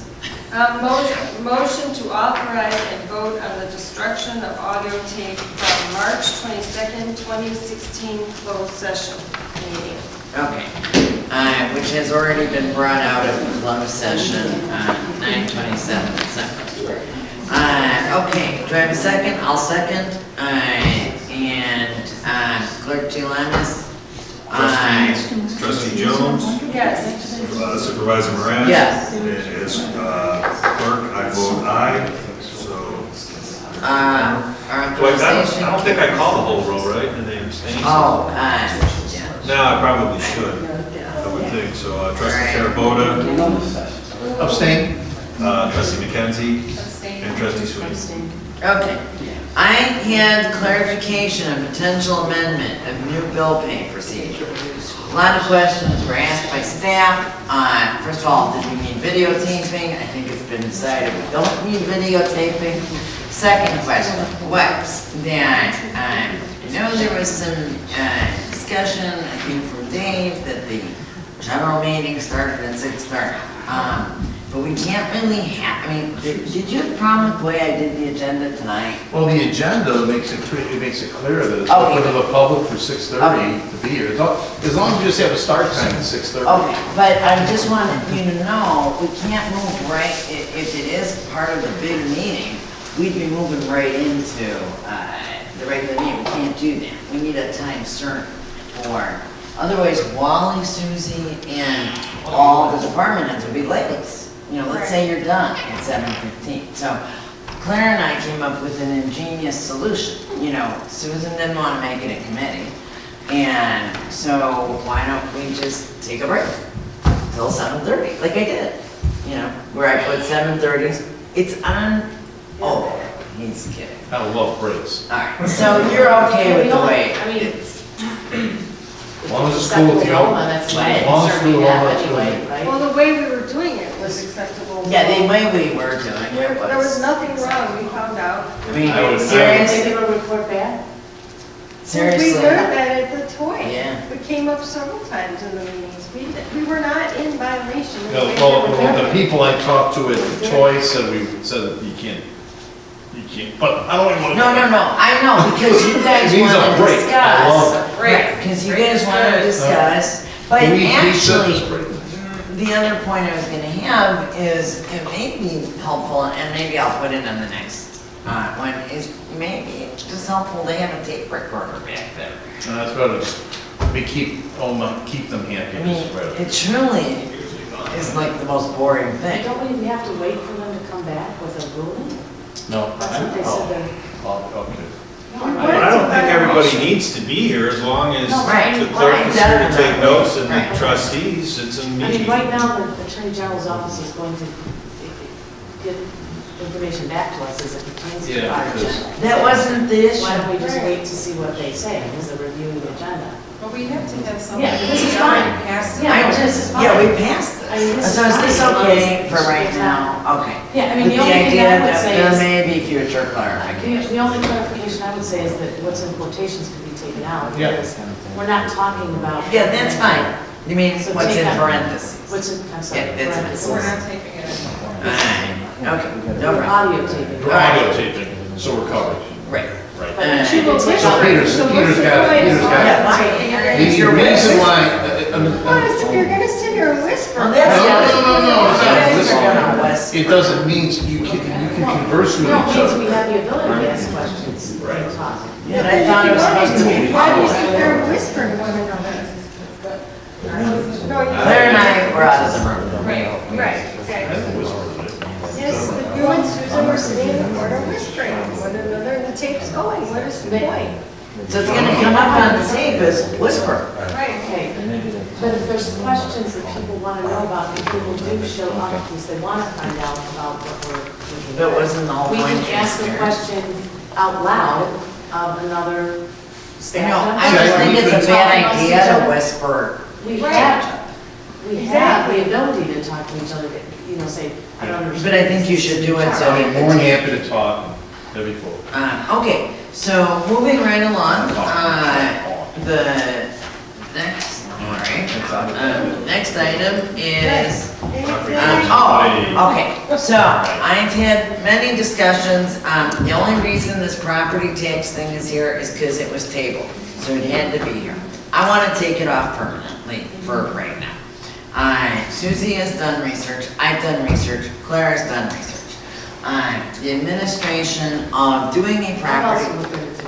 Oh, good, so I don't know which side you fall on, but the administration of doing a property tax rebate will cost much more than what the taxpayer will get, and there's potential many illegalities with giving a flat fee.